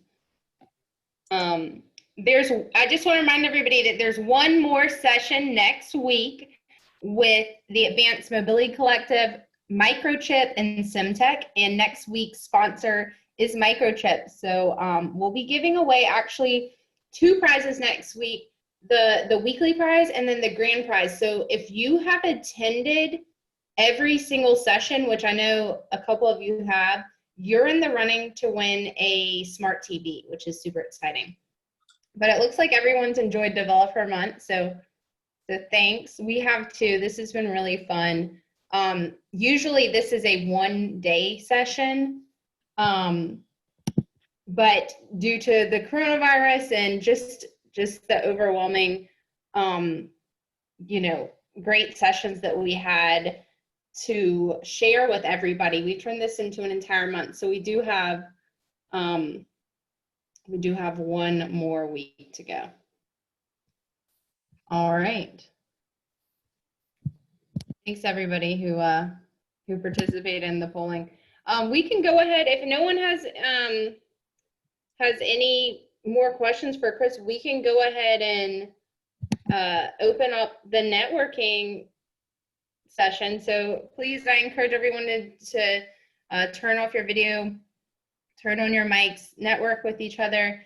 Thank you so much again to the Wireless Research Center, to Instantiations, and to HardShare. We're very thankful to have you guys here with us today. Thank you for having us. And I don't know if I was allowed to say anything since I was a co-host, but I was just going to say I've really enjoyed Developer Month so far, and I'm really impressed by the amount of interactivity in the chat box. Actually, I had no idea that everybody would be as involved as they were, so that's really nice to see. Thanks, Seth. Yeah. Yeah, we have a great community here. Thanks to everyone who's participated and been interactive. It's really great. Yeah. So where is everybody located? I'm kind of curious, like with those of you who stuck with us the whole time.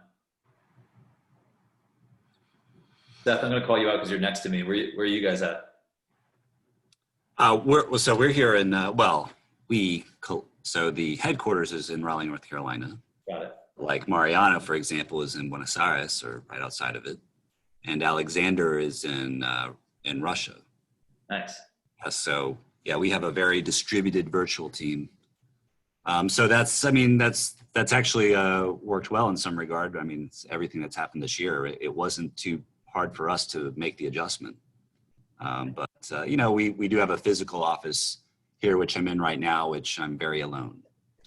But we've made the adjustment. We all kind of work from home, but sometimes it's nice to have everybody here and we all talk. Yeah. We're making.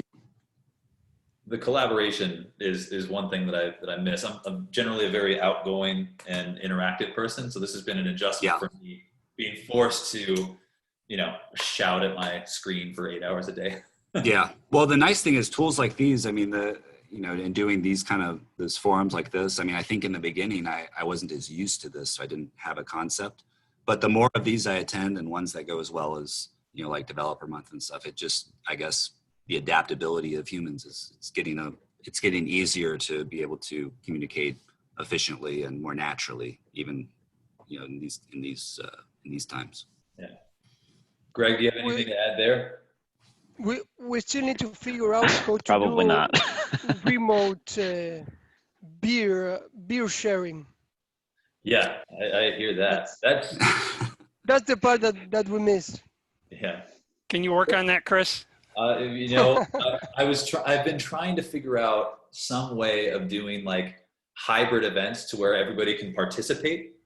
You know, in some, and so I was like, all right, could we ship a glass of wine, like a vial of wine to everybody? Could we, like, no, that opens up all sorts of problems.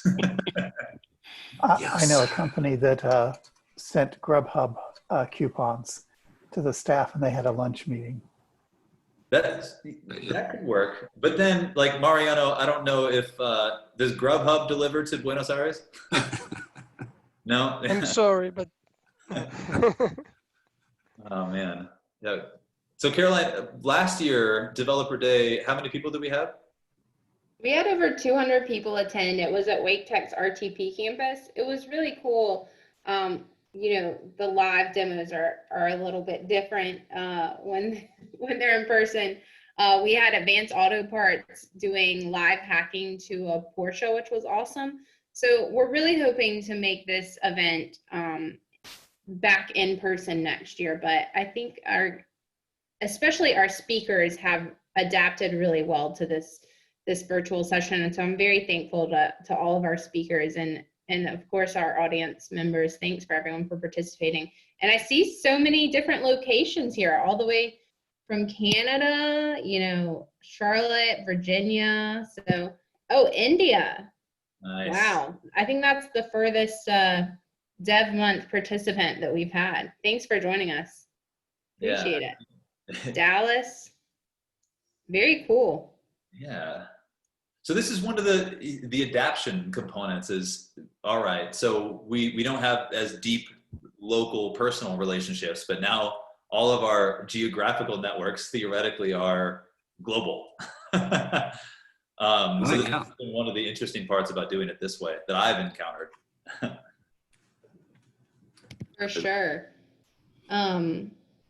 Speaking of Virginia, we have our partners in Stafford, Virginia are hosting a cybersecurity event tomorrow. It's free. It's 1 hour long. For anyone who's interested, I will just post the link to those details there. You know, always trying to get you guys involved in some free events. So shameless plug there for our partners in Stafford, Virginia. But yeah. Do you want to talk about IoT Demo Day, Caroline? IoT Demo Night, yeah. We don't, well, we have some surprises coming, but I know all of our sponsors who attended our quarterly sponsor call yesterday were the first to know about our IoT Demo Night. It's usually in partnership with All Things Open, but now that everything's virtual, out of support for the All Things Open team, we moved our date to Tuesday, November 10th. It'll be 100% virtual, which is new for us. So we'll be having virtual exhibit tables with hopefully some of the sponsors that you saw here today and others throughout Developer Month. But it's going to be focused on the intersection of sports, entertainment, and technology. And Chris actually secured a blockbuster speaker, Keith Smart, who is a NBA coach, and he hit the game-winning shot for an NCAA game. Is that correct? Something like that. I don't remember his history. But you know, I'm really excited about this just because it's fun to be able to go outside of the industries and the industrial settings that I think a lot of us are used to, and start to see the applications in areas that are traditionally like not deeply technical. So that's why I'm excited for how giving these domain experts in how to coach professional basketball and a few others to kind of realize that what's cool about technology is that we're all kind of solving the same problems. The abstraction of everything that we do can be used in a variety of places. So that's what I'm hoping that we can get out of it and have some fun doing it. Definitely. So stay tuned. We have some more surprises and speakers lined up that we'll be announcing shortly, but you can go ahead and register for that event. It'll be, as mentioned, completely virtual via the AirMeet platform, which is super cool. So we're really excited about that. Stay tuned. If any of our sponsors here have any exciting things that they have going on coming up, please feel free to share with the community. Yeah. Or any requests, anything you guys are like top of mind needing help with, or does anybody know somebody that does concrete rebar repair? I don't know, something. Maybe not that. Well, remind me, and this is going back a little bit. So you're opening up, a new. So the Northern Virginia area is where I originally kind of come from and started my career. So I'm sort of, and I think I originally got Amber in contact with at least somebody from that area. So when is that all happening again? That whole segment opening up? I heard you mention it, but I didn't hear when events are starting or things like that. Yes, so we've actually hosted one event in the area. It was a town hall format event. That was in August. And then the one that's happening tomorrow is in partnership with Cyberbytes, the Cyberbytes community in Stafford, Virginia. So that one's tomorrow. And then actually Tom and Rachel are traveling to Virginia to meet with our partners. So more information coming that soon. It's underway right now. Okay. And then Chris can speak to our westward expansion. Tom and Rachel are actually traveling directly from Virginia to Colorado to kind of cement that partnership. But Chris, do you want to talk a little bit about that? Yeah. So my official title is Director of Partnerships for the western part of the United States, and so to grow, we're going to be hosting our first event October 21st here in Boulder.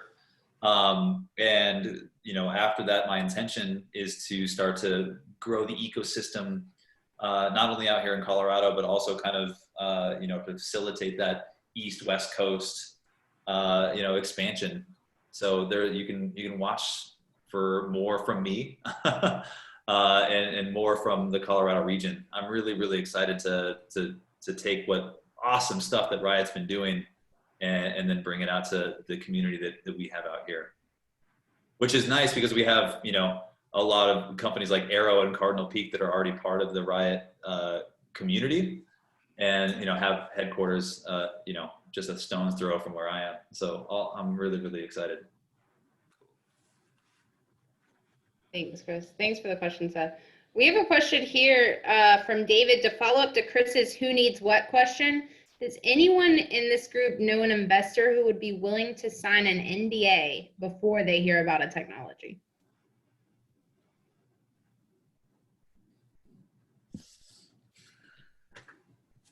It depends from personal experience, it really depends on the investor. I don't know anybody that off the top of my head that just that's their go-to. For some that are more on the research side, I think that's a little bit more accepted, but I'll have to ruminate a little. Shoot me a message at chris@riot.org, and maybe I can help.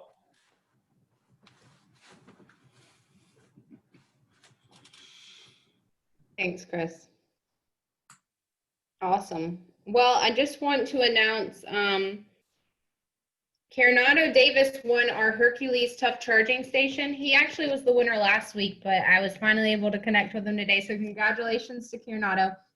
That prize was from Turbot, our sponsors for last week. And the winner of this week's Mr. Cool Bedside Smart Lamp with Speaker is Linda Posada. Please email me your address and I'll make sure you get that prize. That is courtesy of the Wireless Research Center. So thanks to the Wireless Center for donating that prize, and congratulations to Linda. Don't forget that next week we're giving away 2 prizes. So the smaller one and then the grand prize for those who participate in every session. So we hope you're able to join us. I'm not closing out the session by any means, but just wanted to throw that exciting announcement out there.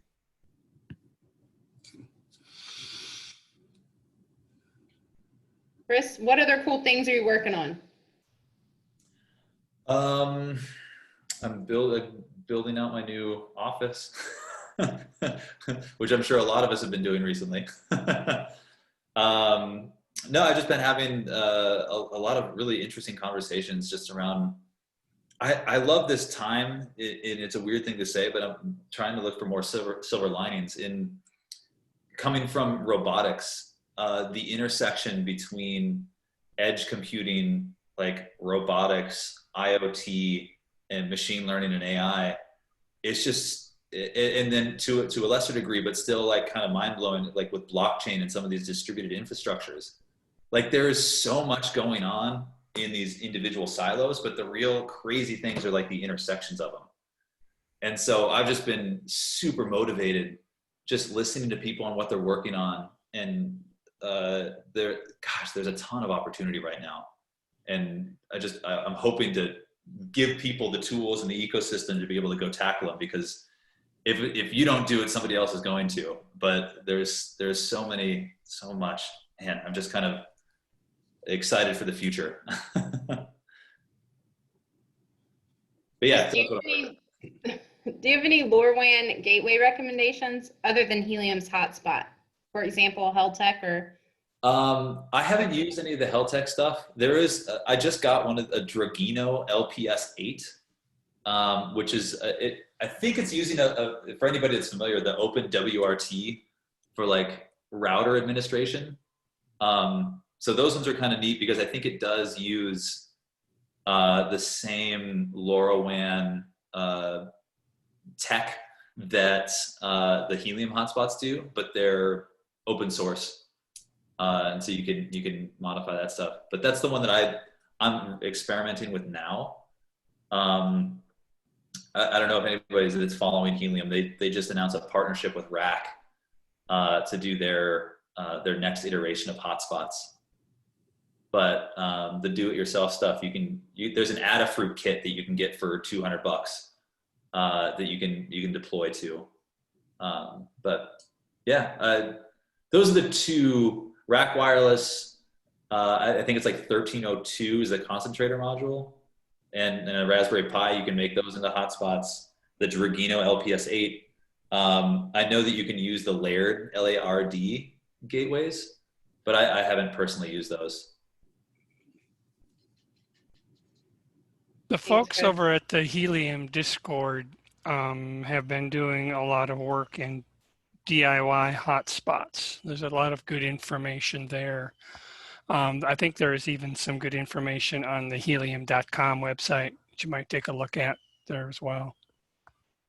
Yeah, it's a good community. They're very, very helpful, although very angry from time to time.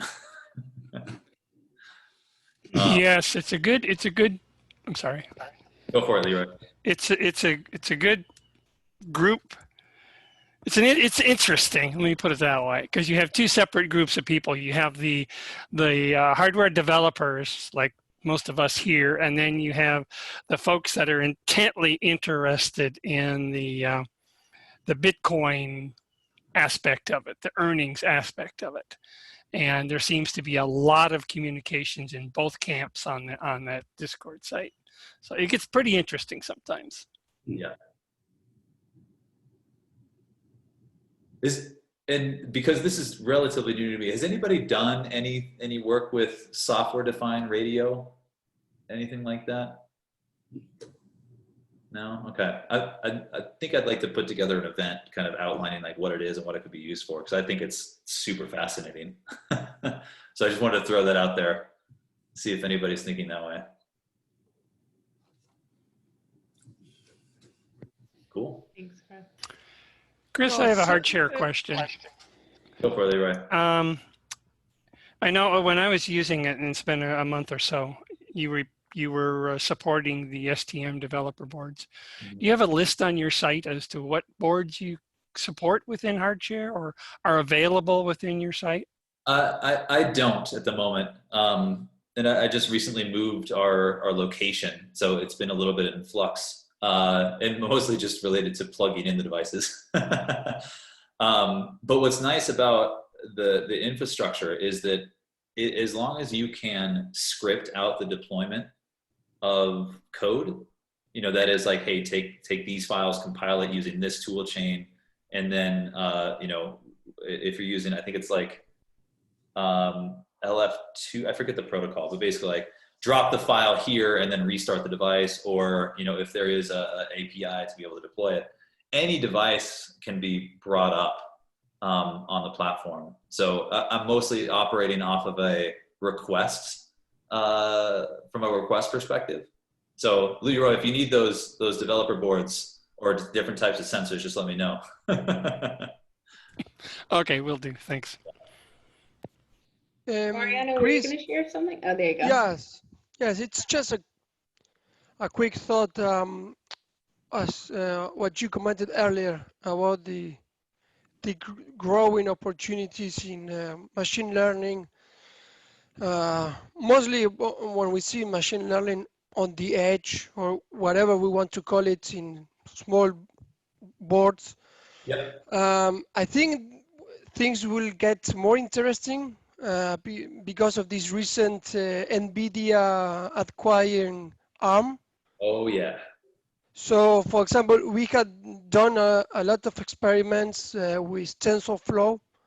For example, in the NVIDIA, I think it was in the JSON Nano, in the JSON Xavier, I think it was the other one. Yep. And I think that part could become something, and there is also this tiny MC, or tiny, that it's also very interesting. From our side, we also have a few master students that are working on, we have a wrapper from BAST, we have a wrapper to TensorFlow, but we have some master students that are working on kind of providing a rich API on top of TensorFlow, a more user-friendly or higher level language API. And then the cool thing is that below that, it uses TensorFlow. And at the end of the day, you take all of the advantages of that, like using the available GPUs that you have. And so you can parallelize in the available resources. So I think that's an area we are also interested in. We don't have yet any kind of customer, but it's something that is part of our research and development area, to call it somehow. That's awesome. I personally lean in the camp that I think that FPGAs, and as close as you can get to like an ASIC, is going to take over computer vision, especially in some of the tensor, machine learning models. But GPUs have so much more tooling behind it that I think that they might win inevitably, just because it's so much easier. But that's a total aside.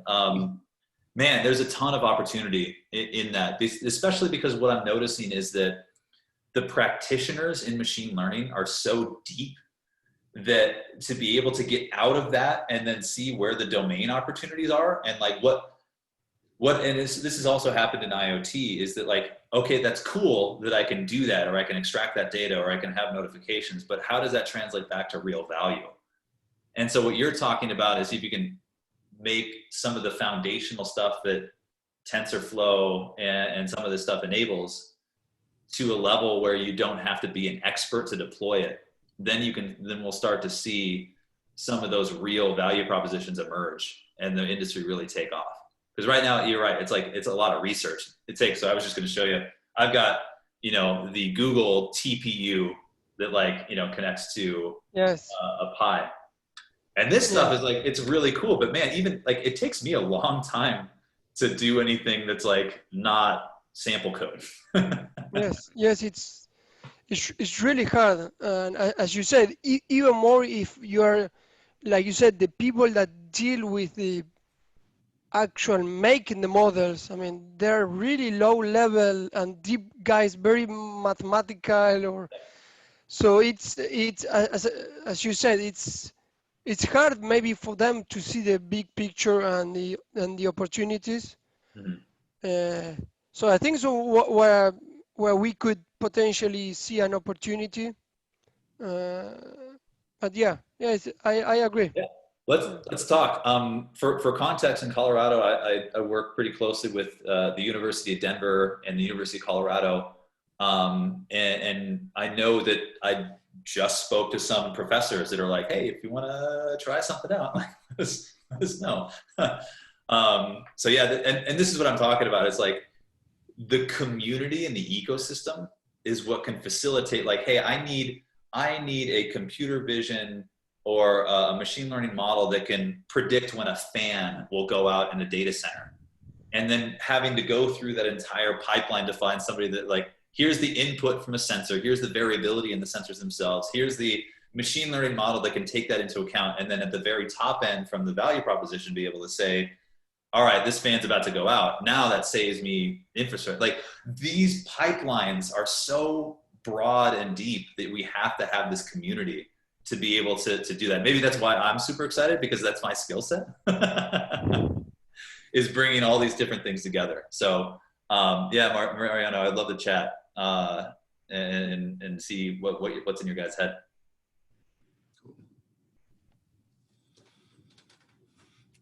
Rock on. Caroline, what's your favorite joke to close on? Oh gosh, you're putting me on the spot. I don't know. Looks like, Mariano didn't get to tell his joke earlier. Mariano, what was your joke you were going to tell? No, I stopped that thinking before I could think about the joke. All right, no worries. Yeah, I was. At Misty, we always used to close meetings with a joke. And so my favorite was always, I'd tell you a UDP joke, but I'm not sure you'd get it. Yes, Alexander got it, Mariano got it. It's so bad, but I love it so much. Oh, yeah, that's cool. Good one. Larry Stefan, one of RIoT's founders, he had a really good joke that he told after every event or before every event, and it was, did you hear about the two antennas that got married? Oh gosh, no, I'm not going to get it right. The ceremony was okay, but the reception was amazing. Good. That's good. It's cute. I love that. Thanks for laughing with me. I just really want to thank everyone for attending the first 4 sessions. We have one more. Thank you again to Seth, Greg, Mariano and Alexander from Instantiations, Matthew Bauer from the Wireless Research Center, and Chris Meyer with Hardshare and also RIoT. For being here. Thanks to Amber Cobb for helping me put this amazing event together. And as a reminder, this session, along with all of the sessions, will be posted to RIoT's YouTube channel. I'm dropping that link in the chat now, as well as the meetup page. Thank you so much, everybody. As always, please don't hesitate to reach out to myself or anyone from the RIoT team to get connected to any of the individuals who spoke. We just really appreciate everyone's time and for being here with us. Thanks, Caroline and Amber, for putting this together. You guys are just the best hosts. Thanks. All right, and keep in All touch. right, This is a guys. conversation. We got to do this together. All right. Bye. Everyone take care. Thanks so much for being here. All right. Thank Thanks, you. everybody. You guys.